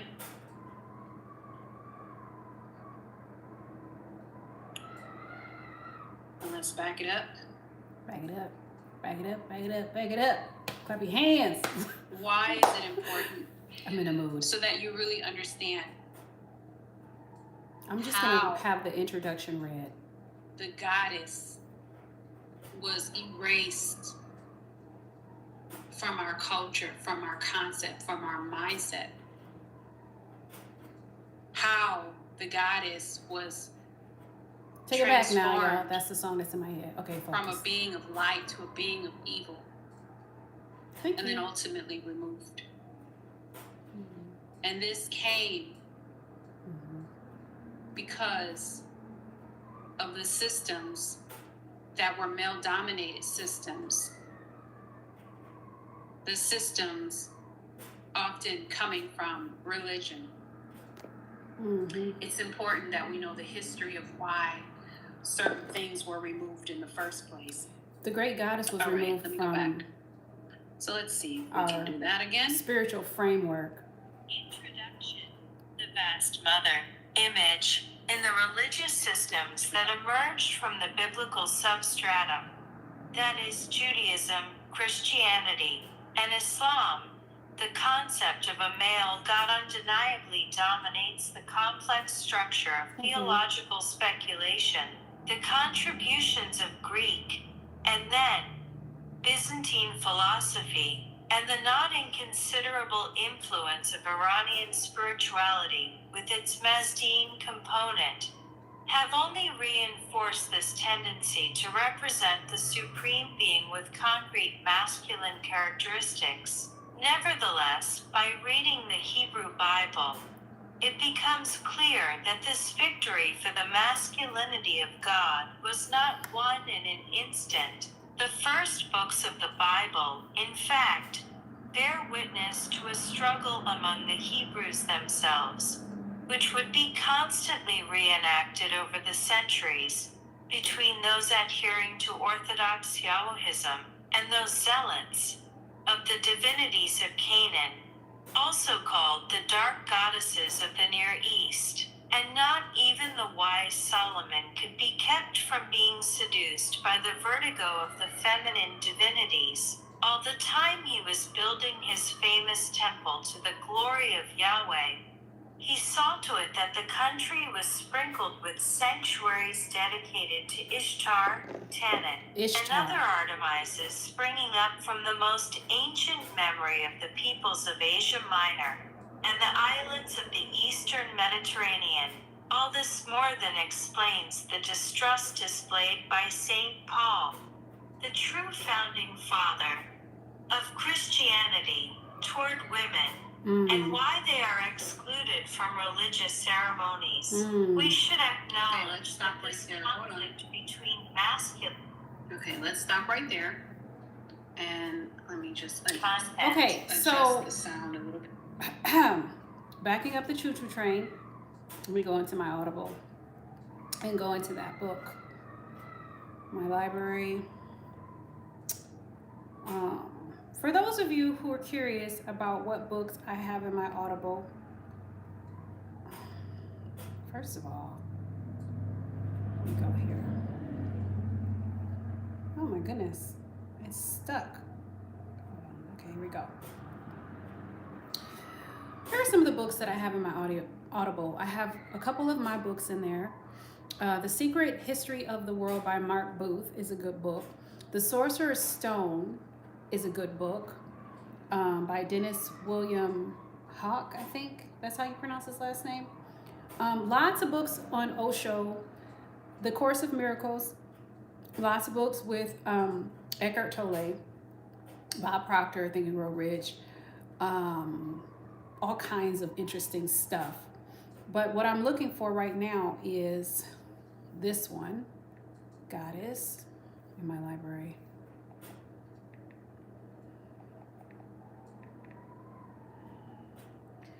I don't know why that book isn't in there. It should be. Hold on. I'll have to look. Hold on, let me scroll. That's interesting that I don't see it in there. Oh, maybe this is just recent activity. Let's see, list. Not recent. In progress, maybe. Let me see. I don't know why I can't find it.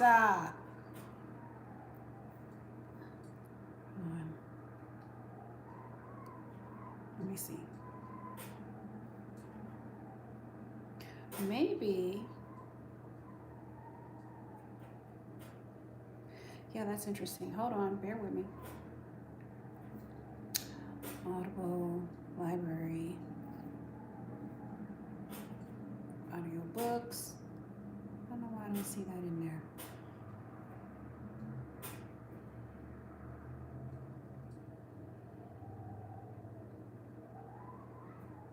It says 54 titles, but let me check. Well,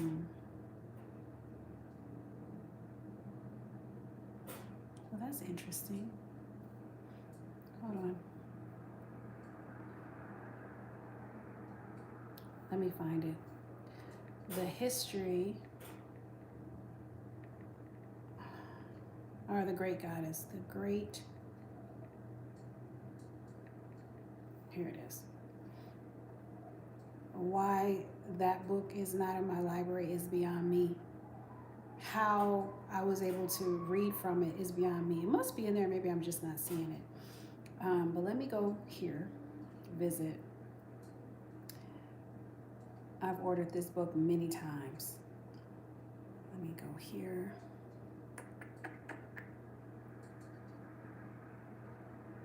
Hold on.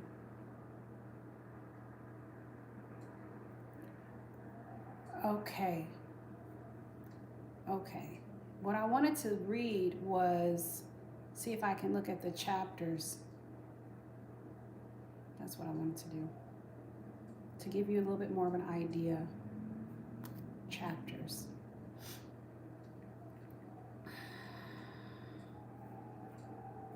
Well, okay.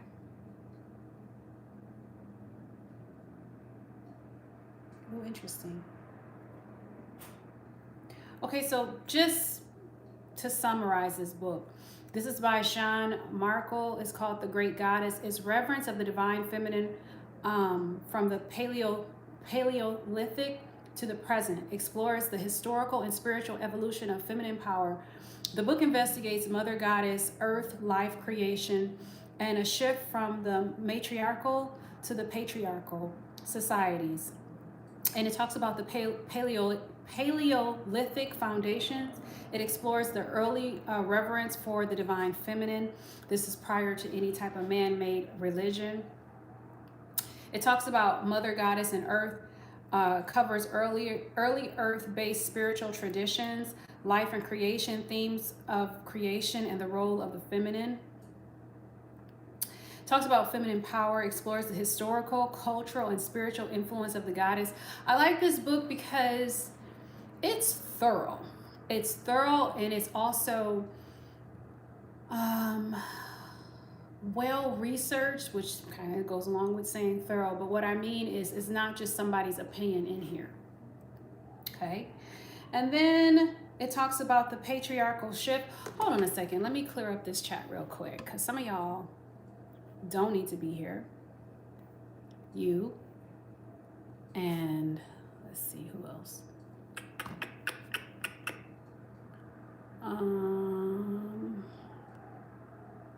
What's that other one? Hold on.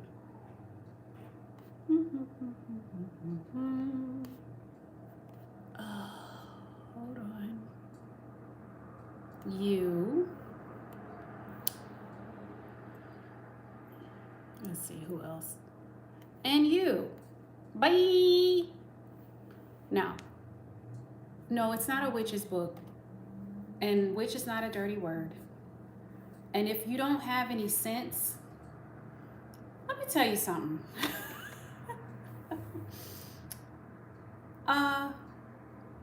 This is not the channel for you if your mind is not fully developed. This is a channel for people who are mature. This is a channel for people who are intelligent. This is a channel for people who like research, who like science, who like history. This is not a channel that's based upon our opinions only, although our opinions are great. We can talk about our opinions all day. So if you don't have any sense, you're not going to like it here. Let's just be clear.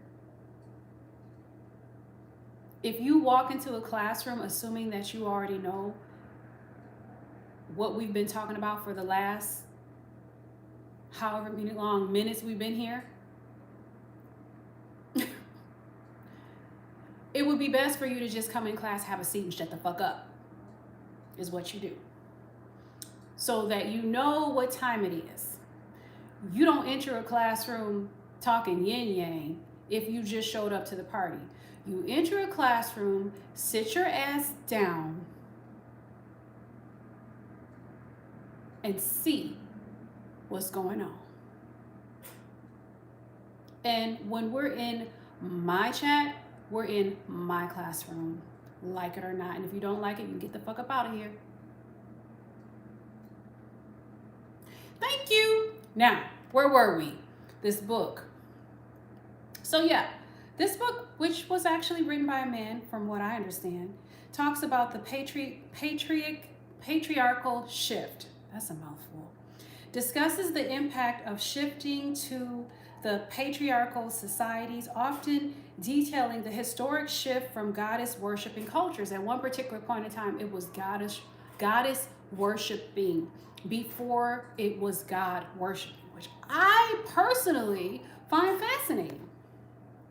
Just like earlier when we were talking about, the out of Africa theory versus another theory that suggested other things. It was interesting. Just like King James and his reason for writing the Bible. That's interesting to me. Okay. And then it talks about the eternal return. Examines the persistence of the goddess, often linked to themes of transformation. Okay, let's see. Interesting. So again, the book is called The Great Goddess. Okay. If you want to do your research. But what I'm trying to do is find the table of contents, which I don't know if it's going to show me. Hold on. Oh, this might. It's a good book. It's a good book. It really is. It's a good book. It's very interesting. Talks about, it says, Our Lady of the Beginning, the Paleolithic period, Our Lady Underground, the Megalithic epoch, the Eclipse version, the Bronze Age, etc. It talks about the triumph of the Mother, the Christian Middle Ages, the external return of the divine women, the 16th to 12th century. I'm going to look up this author. The sacred places of Our Lady. That's part number 1. Images and sanctuaries of the goddess, because they exist. And they've existed throughout history. Our Lady in All Things goes into the Indian subcontinent, the Far East, and the Americas, ancient Egypt and Near East, Greece, Europe, far Western Europe. Interesting. Even includes like museums, sanctuaries, and pilgrimages. Okay, now let's look. This is good. I don't care about what some of y'all talking about, because baby, yeah, you can borrow my hair if you want to. Okay, let's look up this person.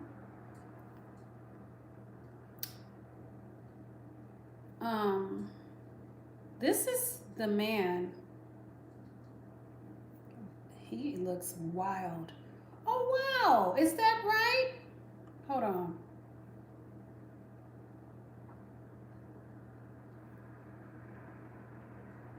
Hold on. Images. Wow. Wow. This is the man that wrote the book. Wow. What a jewel he left us. Interesting. Hold on. Let me see when that book was published.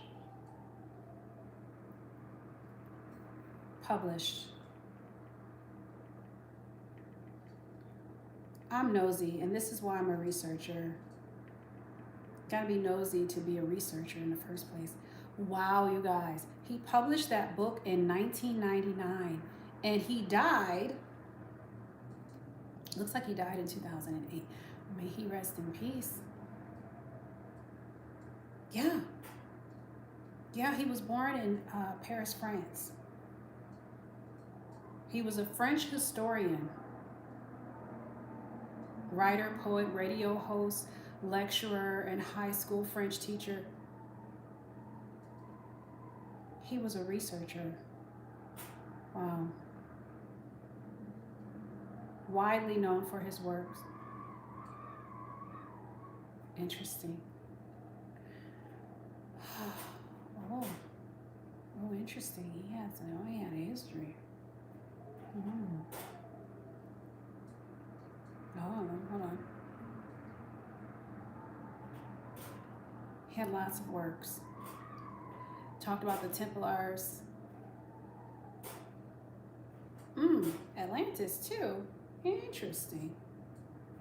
The Druids. Ooh, the Church of Mary Magdalene. I'm gonna have to find that. Anyway, let me look at the comments and see what you guys are saying. Well, what you say about the Shekinah? Thank you, Jay. Holy Ghost represented by a dove. That's feminine too. Very interesting. ML, son, then this chat is not for you. It's not for you. If you can't handle somebody researching things, that sounds like a personal problem to me. See, some of your issue, it's yourself. Me being on my channel, in my kitchen, minding my business, drinking my coffee, sharing my time, by the way, researching things that I find to be pretty interesting. If that bothers you, this is not the channel for you. Fucking click off. I didn't summon you. I didn't ask you to be here. It's not me that you have an issue with. It's yourself. Ask yourself why you feel uncomfortable when somebody is minding their own business in their kitchen and you show up. Ask yourself that. Because I didn't ask you to be here. Oh, they're not getting to me. And just because I regulated my room doesn't mean that anything is getting to me. I regulate. I run this house. And I get to decide who stays here and who doesn't. Some of y'all have a problem. Let's just be real. Some of y'all have a problem with an educated woman in the first place. Some of you have a problem with that. Some of you have a problem with somebody that presents themselves in a confident way. Some of you have a problem with that. Some of you have a problem with someone who has a research background, who likes to do research in the first place. Some of y'all have a problem with that. Some of y'all got problems. But I don't give a damn. And I'm not here to make you feel comfortable on a Sunday.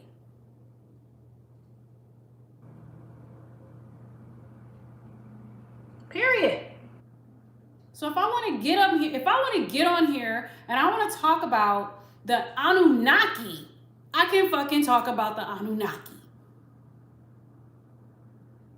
And if I want to get up here and I want to talk about string theory, protons and electrons,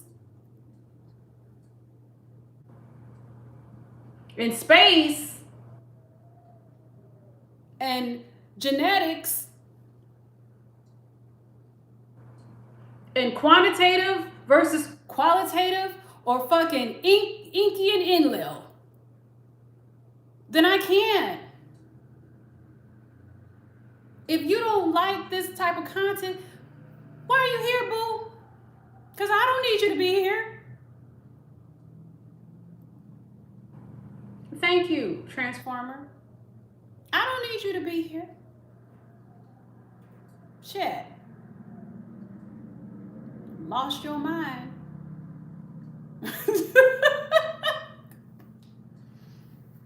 Some people are actually interested in the things that I'm talking about. And those are the people I'm talking to. I'm not talking to you if you're not interested. I didn't ask your ass to be here today.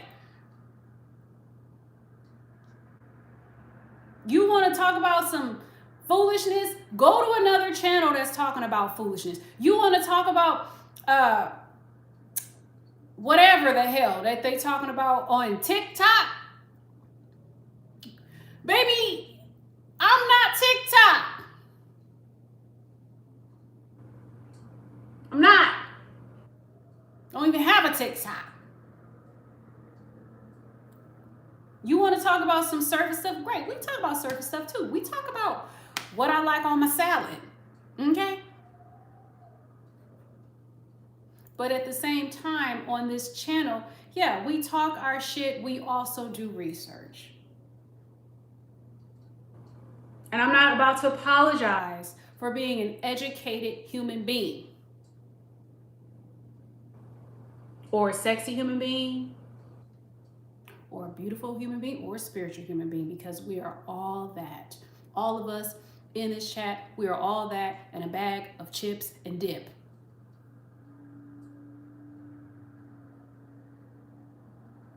Period. Coming in my house talking crazy. Get the fuck up out of here. Get the fuck up out.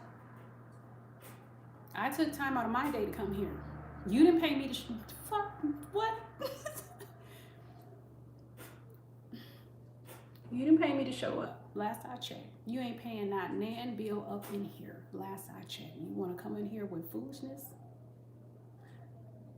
Right. Chips and dip.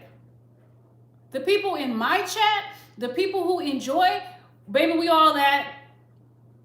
Chips and dip included. And some of us like things that are beyond what the fuck TikTok is talking about. Nothing wrong with what TikTok, this ain't it. I don't care. If I want to get on here and I want to talk about the history of Lucifer, if I want to get on here and I want to talk about the history of the Baphomet, please.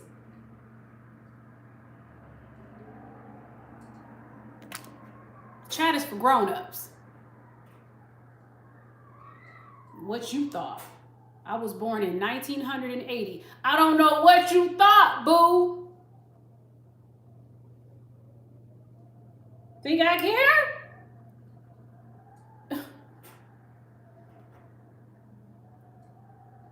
Baby, as long as the coffee is coffeeing. Rastafari. How you doing, 1362? That's right, baby. 80s baby in the building. That's what y'all don't seem to understand about people who were born in the 80s and prior to. We don't give a fuck. When are you going to understand that today?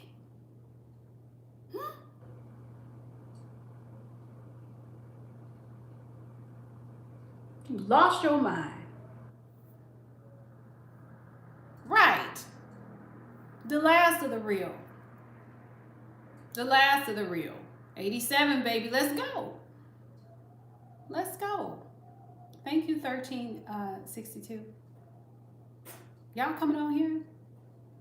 We over here having a whole conversation.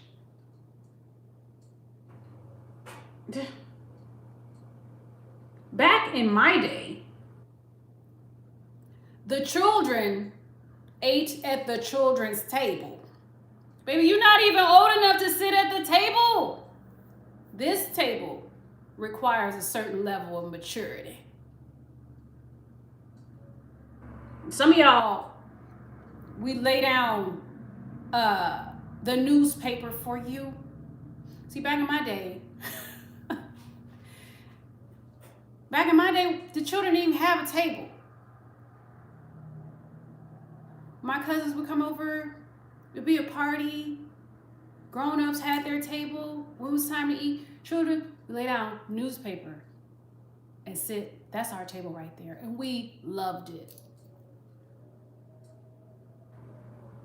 Some of y'all need to sit down at the newspaper table, because that's your level of maturity. What you say, One Door? Oh, I didn't know that.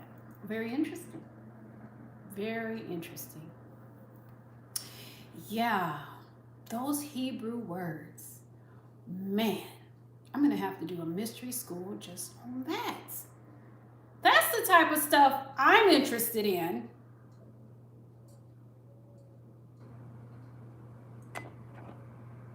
Coming on here. Don't get me started. Please don't get me started today. Is that right? Okay, so what do you say, 88K? It's all math. Interesting. Is that right? Oh, hey, Bad Gamer, you back? You took a trip. Oh, okay. Hey, Big. Yeah, that's what I'm saying. I've never had Ethiopian Rasta coffee. Thank you. Yeah, please respect. Please respect. Please respect. I love you too. I love you too. Yeah, but you definitely, when you bring your ass over here, baby, you gonna come correct or you ain't gonna come at all. What?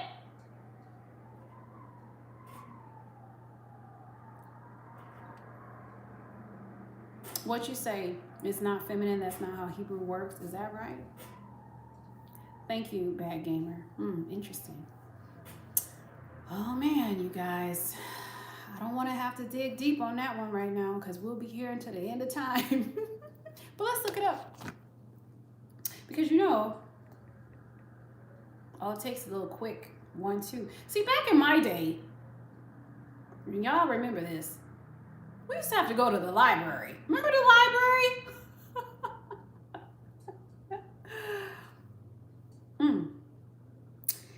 Nowadays, I see your comments, love. Did you say anything else? Let me see. Right. Nowadays, we have it so easy. We can just look things up. Did I miss anything? Shoot. Let me go here. And then I promise you, I'm leaving. I'm going to go mind my business. I like to catch the sunset. Oh, we're about the same age? Okay. Hey, Dominique. My phone is loading up. The Wi-Fi is so... I think it has something to do with the wind.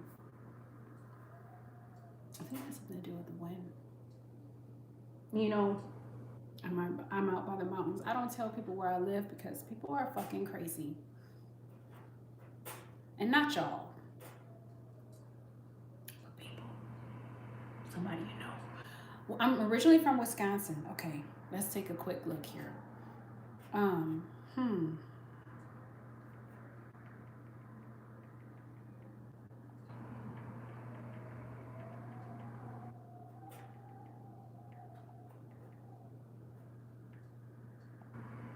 Now, you guys know there's a lot of research to be had on Google Scholar.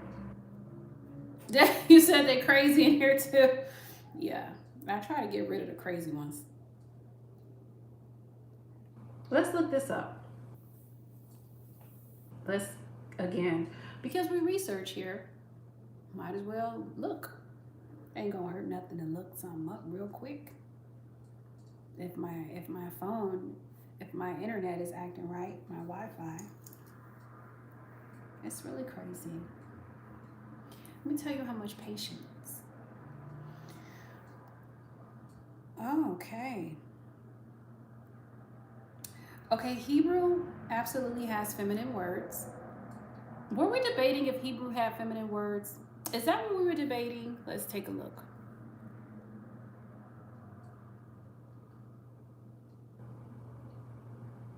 Yeah, math is everywhere, One Door. I did a mystery school class on sacred geometry. Oh, you speak Hebrew, is that right? Cool. Cool, cool, cool.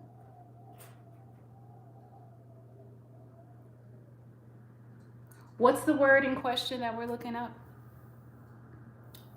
Anyway, in fact, the language is built around gendered grammar. That means nouns, verbs, adjective, and pronouns can all be masculine or feminine.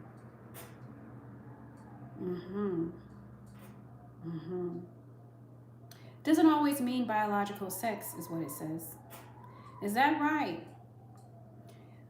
It's just how the language works, similar to Spanish or French. You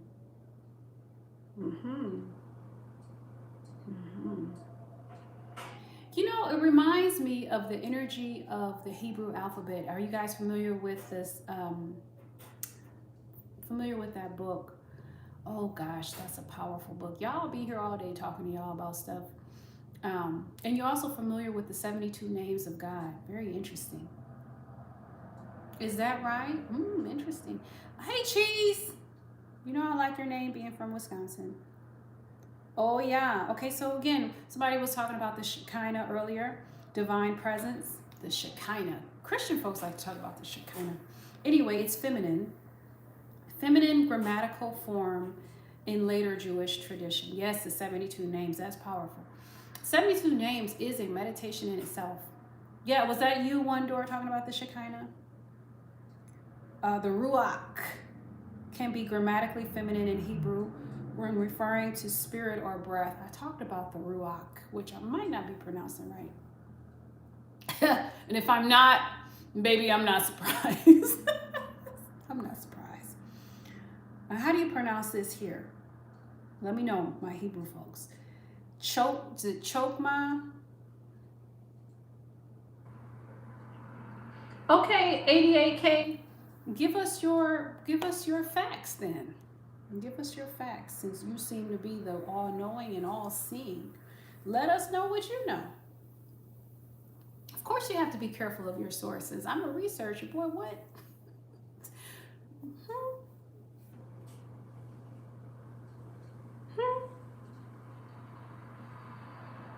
All researchers need to be mindful of their sources. Commit is very important. Yeah. Right. It's very important. But anyway, the point is that Hebrew includes many feminine grammatical forms. That's the point. Okay. And if we go back to the history of Kemet, which is a whole nother story in itself, we could see strong energy of the goddess and how important women were, period. Oh man, don't make me go there now.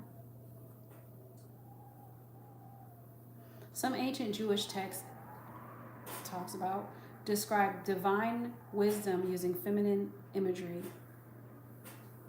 It's interesting in itself. But you know, they say Rome was not built in a day. And there's so many things to unpack. Indeed. Indeed. And Kemet, we know, holds a lot of the keys. That's what it says. That's what it says. Bad gamer. Yep, that's what it says. For those of you who don't know, my background in research goes all the way back. Me doing things on my phone, that's not research for me, really. My background in research goes all the way back to 2007. And my particular area of concentration focused on business. And I'm talking about this from a scholarly standpoint. Hey, Daniel. So I started learning about research, I feel like, in my master's program. Well, probably in my undergrad program when I was studying to get my bachelor's in human services. I started learning about research then because, of course, our papers had to have citations. And I think it was in the master's program where I took a class about research. I think it was a master's program. And the issues with research, I think the class was called Issues in Research, as a matter of fact. And it was a very well done, very thorough class to teach you about research.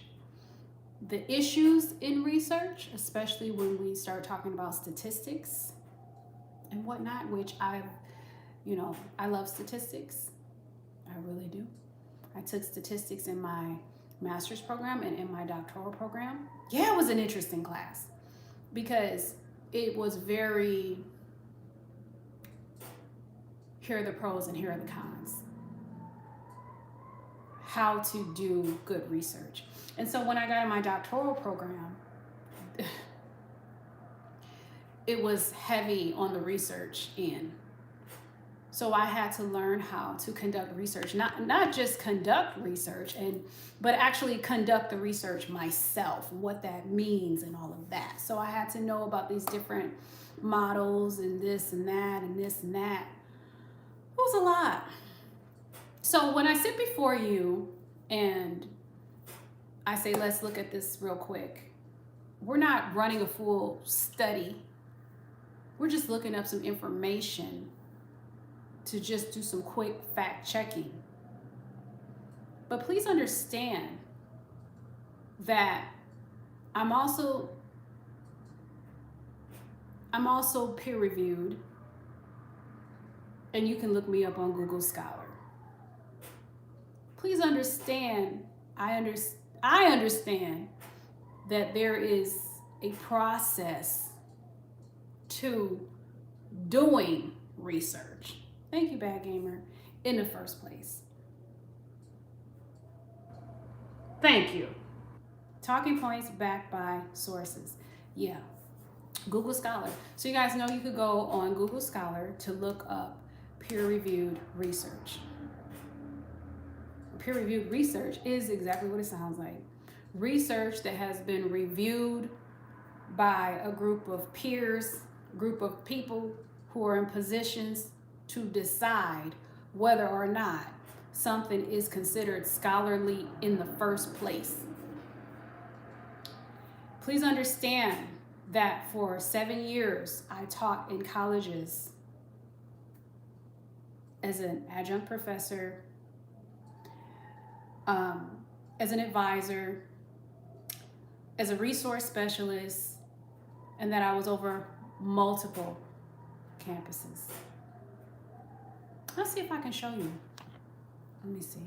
Actually, my whole dissertation, not the dissertation itself, but the PowerPoint presentation that goes over my dissertation is located on my channel already.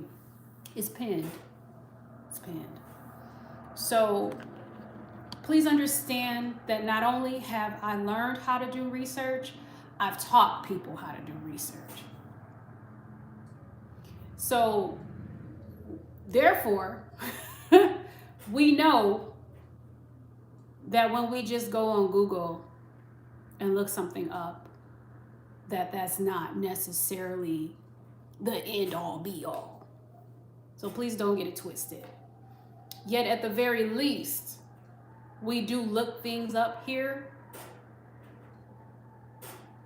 Yet to research means to look again. And also, I suggest that you do your own research. That's called homework. And I'm a person that likes to do my own homework, and a person that has been creating curriculum. I have been creating curriculum probably since about 2007. So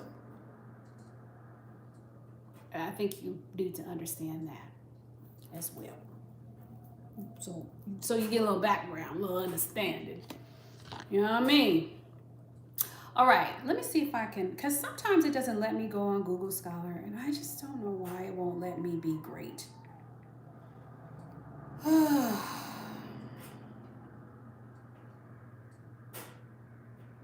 Yeah, it doesn't let me go on Google. Well, it'll let me, but it won't. Let me see if I can find it. But actually, let me just read this to you. And, you know, if I just look up my name under qualitative research, here's a little overview. I'm searchable. Anyway, Dr.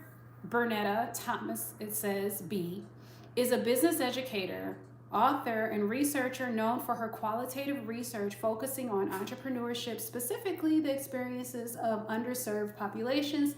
Key research focus, African American female entrepreneurs. Dr. Thomas conducted a groundbreaking phenomenological research study on the success factors of African American female entrepreneurs. Under recognized leaders, her work includes a focus on the experiences of African American women healthcare leaders, exploring themes of liberation from external and internal oppression. I don't know where they get the healthcare workers from. Child. Business education. She has over 2 decades of experience in creating academic level curricula. Academic level. Okay. For adult learners with a focus on women in business and leadership. Research methodology, phenomenological approach. Her research often uses qualitative phenomenological methods to understand the lived experience, stories, and success factors of participants. Interviews. She utilizes in-depth interviews and reflective life history interviews to gather data. Yeah, it's deeper than that. Doctorate in business administration for those who keep asking. She holds a DBA. Entrepreneurship. As a serial entrepreneur, she founded BeLogica, which no longer exists, by the way, and has had experience in consulting for cannabis dispensaries and CBD brands. Other roles, Dr. Thomas is also an NFT artist, which, okay. Speaker and advocate for women-owned businesses.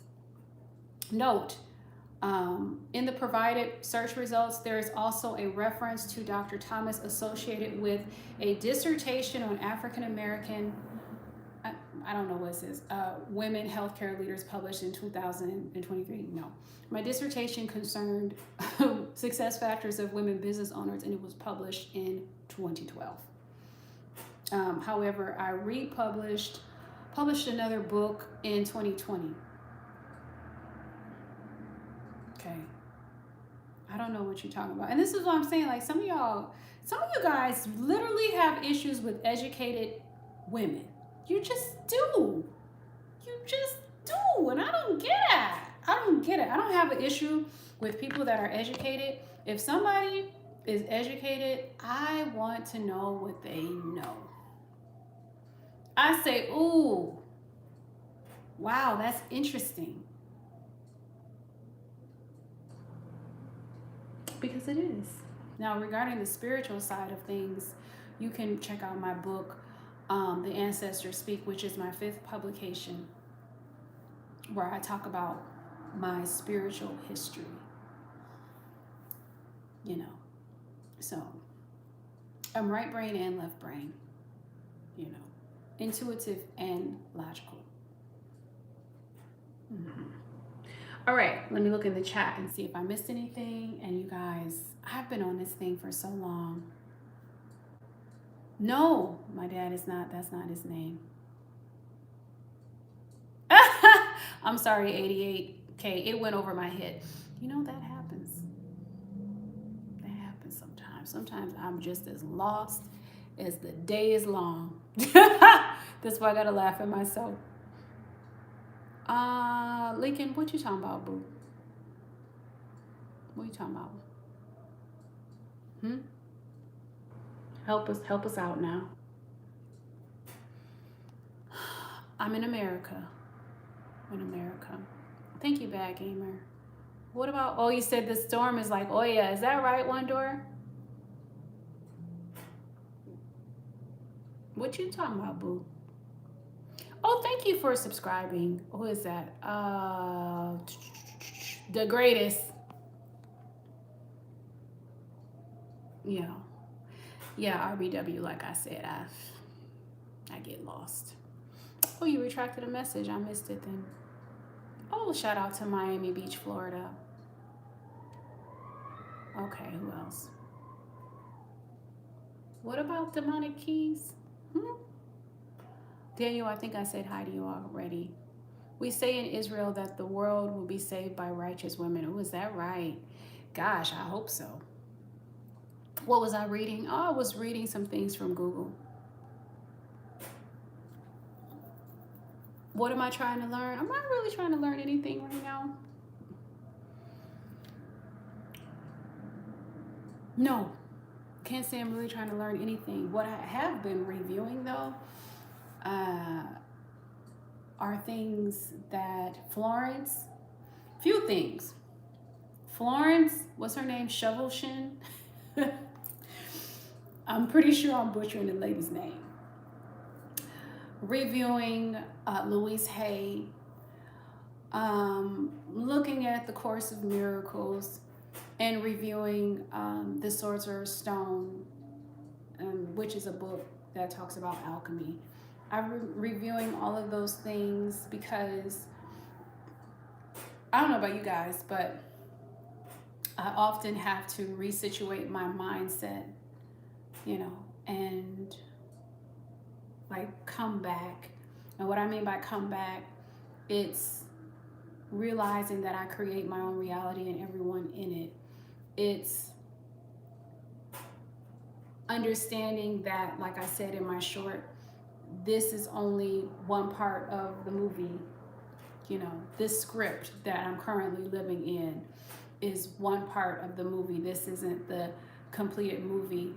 And it's going back to the power of manifestation.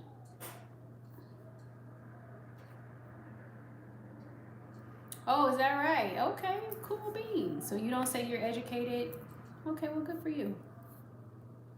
Good for you. Good for you. Okay. What we say?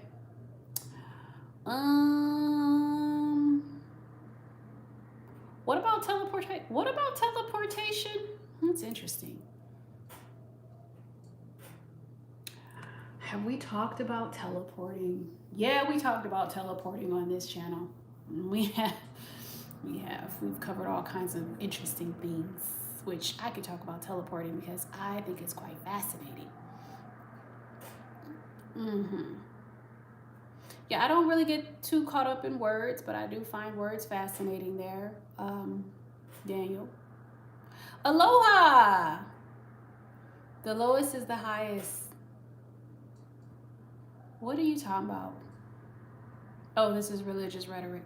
Okay, gotcha. Yeah, I mean, I feel like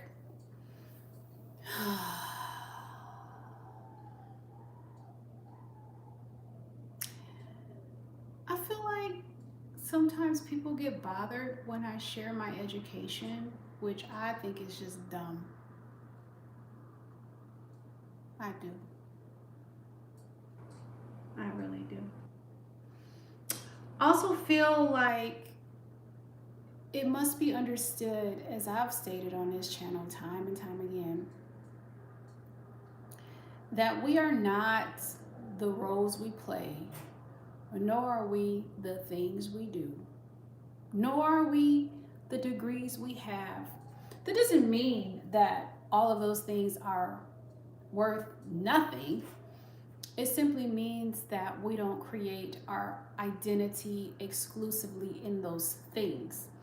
If you've been around this channel long enough, you would know that I say that we are no thing. This is just my perspective. You can pick it up and put it down, whatever you wish. And the nothingness is the absolute. Like, everything comes from nothingness. And we are that. So no title, no thing, no nothing. Just simply the space that everything is allowed to come through, you know. And also, I've stated many times that truly there's a part of us where nothing can be added and nothing can be taken away. Which is interesting. And that's my perspective on that. What you say? Have I had any interesting dreams? Recently, I had a crazy dream yesterday, but I don't think it had any spiritual connection. I think it was just crazy. Yeah.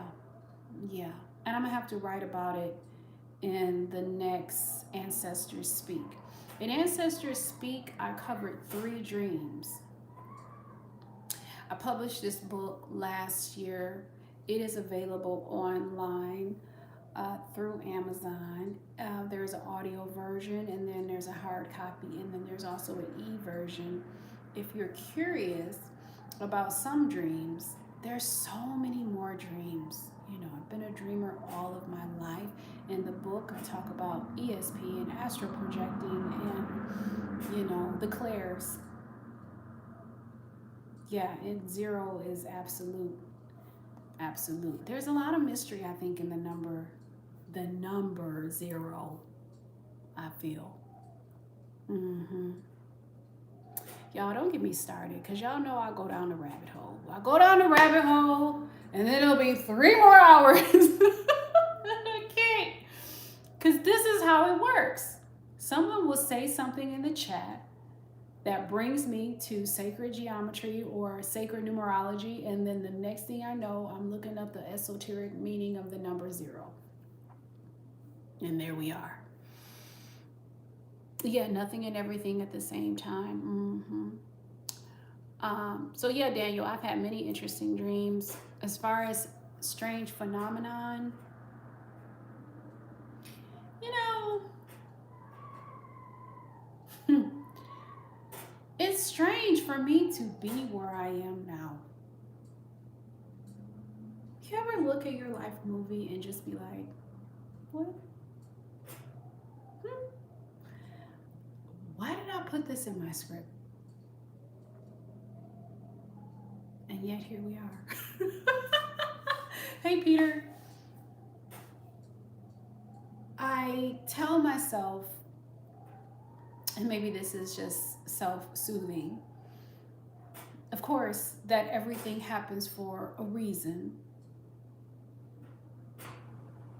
If you had not had this as part of your reality, you wouldn't have met this person. You wouldn't have, you know, blah, blah, blah. You needed to be present there so that you could give a person a cup of water, for example. And if you had not did X, or, you know, did A, then you wouldn't have led to X. And I feel that. Just like today, I've been hemming and hawing before I go outside and do some things that I need to do. Apparently, I needed to be here. It's not easy to be here. One of the reasons is because I got to deal with trolls, and then I got to deal with crazy people. And I think to myself, man, I could have been out there doing XYZ, and da da da da da that I needed to do today. But then I'm here. And I have to tell myself that you can't be late for your own divine appointment. And that things happen in divine timing. And again, like I said, that could be self-soothing. And yet, this is what the mystics also felt. Maybe not all of them. Yet what they would probably say is now is the most important time that there is. And that time in general is an illusion, which we already covered that on one of the live streams. And so I attempt to remember that. Yeah, we talked about quantum jumping and the physics, and we talked about all of that. Like these are things, this is how I end up being on the channel for like 8 hours. We fool around, and we get into things like quantum jumping. I know for a fact that even though I am where I am, and some things might not be 100% comfortable for me, if I'm being transparent, and I'm where I need to be for a reason. And I feel the same thing about you. No, I haven't. Why does that sound familiar to me? The butterfly effect. Why that sounds familiar to me. I'm gonna have to look it up. But yeah. Because sometimes I'm gonna tell you, you just be like, Lord, have mercy. Let me look at the chat. Oh my goodness, y'all. This is why I didn't want to go live today, because I knew the moment I go live is curtains, baby. It's curtains. It's not a bad thing. This just means, what it means is that we have very engaging conversations in the chats. We just do. And because we do, I end up being here for hours, which is not a bad thing. It's not a bad thing. It's just like,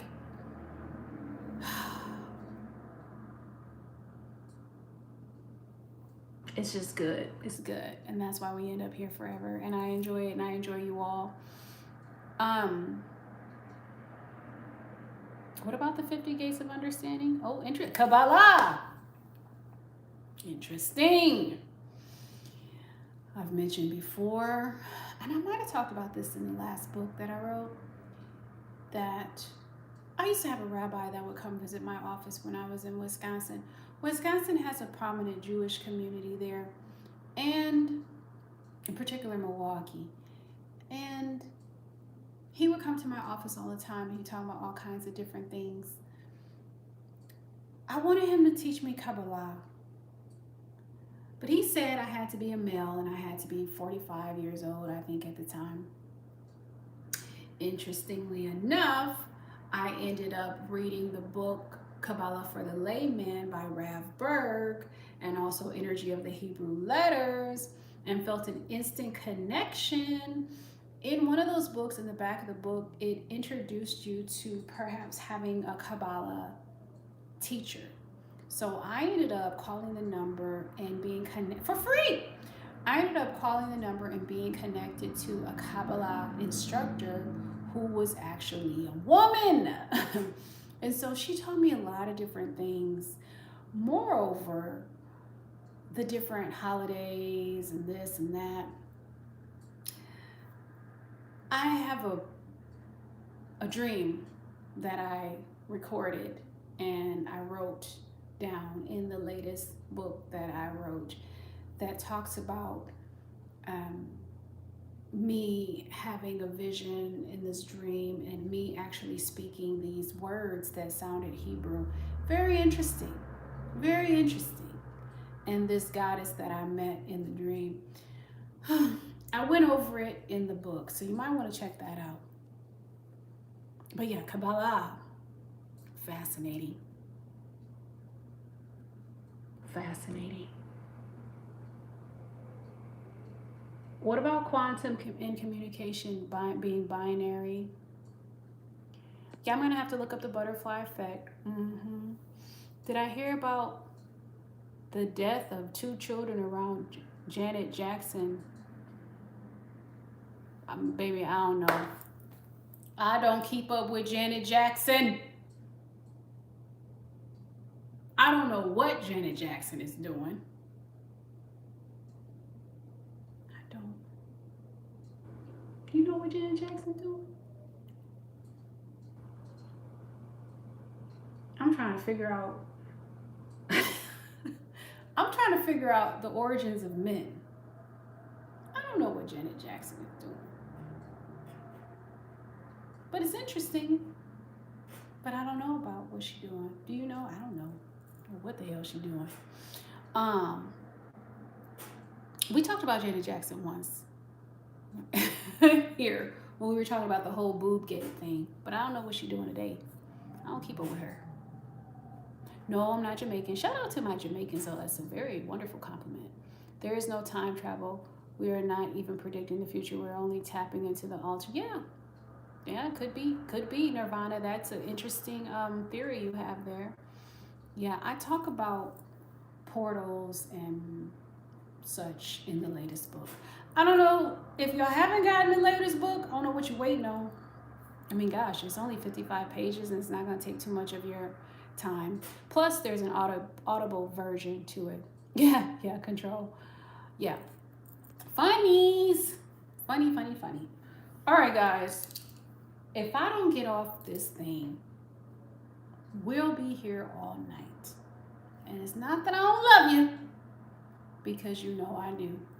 I really do. I enjoy talking to you all. You guys get me going all the time. All the time.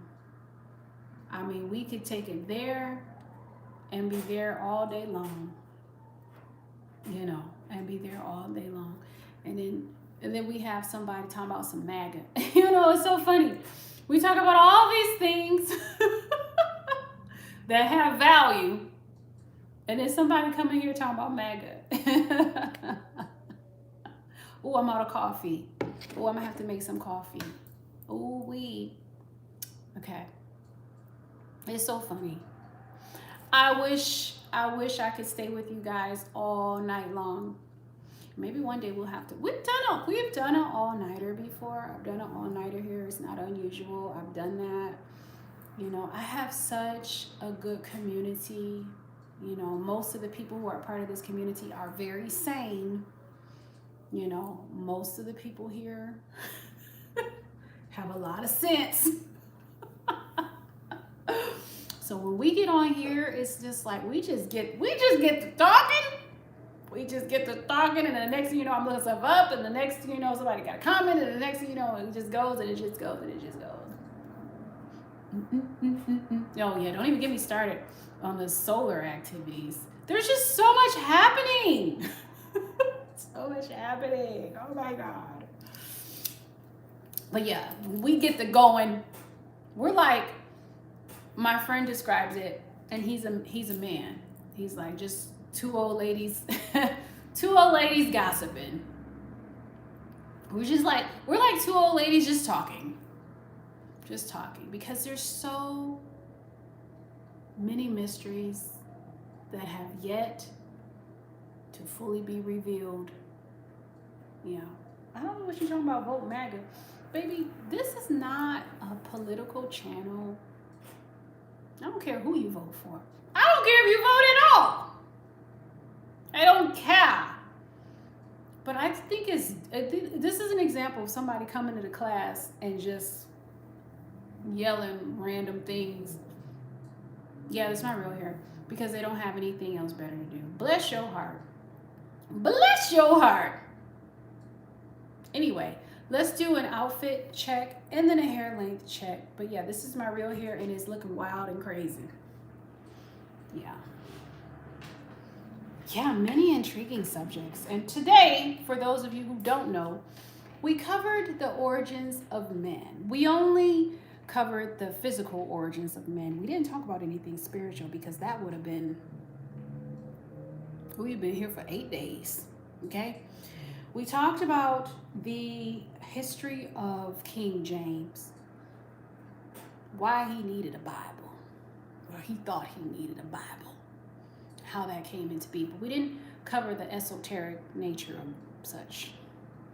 We talked about the history of the Bible a little bit, but we didn't really get into the comedic things or the other stories that, well, we talked about that a little bit, that resemble some of the Bible texts.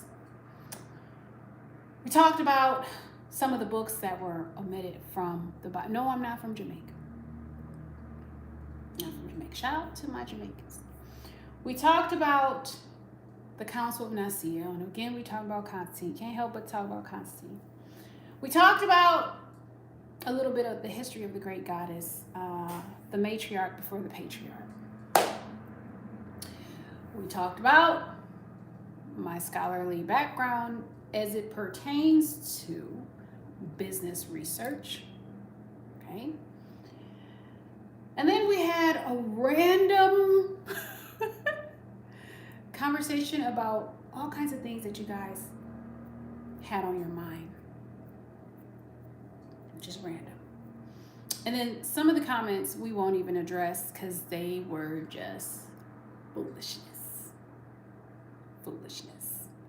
So let me, speaking of foolishness, let me go back and delete some of y'all, not all of y'all, but some of y'all who don't have no damn sense. We'll start here. Beep. And then we'll go here. Who was this? Yeah, Bobby Hemmett. I talked about him in this latest book. Hey, OG, how you doing, sweetie? I talked about Bobby Hemmett briefly, but yeah. Here, 5-0. I don't know. You sound like a child. You can't be here. Bye. And then last but not least, let's do an outfit of the day, and then I got enough time to go and do what I need to do and find. I think I'm gonna get a chai tea and go. Yeah, that's what I'm gonna get. I'm gonna get a chai tea and an egg bite from Starbucks, egg bite, and then I'm gonna go to my favorite place to go watch the sunset these days. I'm gonna do that. But let's do an outfit of the day. See my pooch? I got a pooch. Poochies. Okay. Nothing special. Comfy. These pants are so comfy. I've had them for years. I don't even remember when I bought these pants. Seriously. Have you ever had a pair of pants that long? I don't even remember when I bought these pants. I kid you not. But anyway, so, I was going to do a length check. So my hair is being, they call it, retighten when you get your hair done. I have sister locks. I think when it's all said and done, because you can't really tell how long it is because I have a whole mini afro underneath. But I think it's probably going to be, I don't know, at least a couple more inches long, I think. And I think I want to let it grow to it's like about here. You can see about here, maybe, which would be like mid-thigh for me.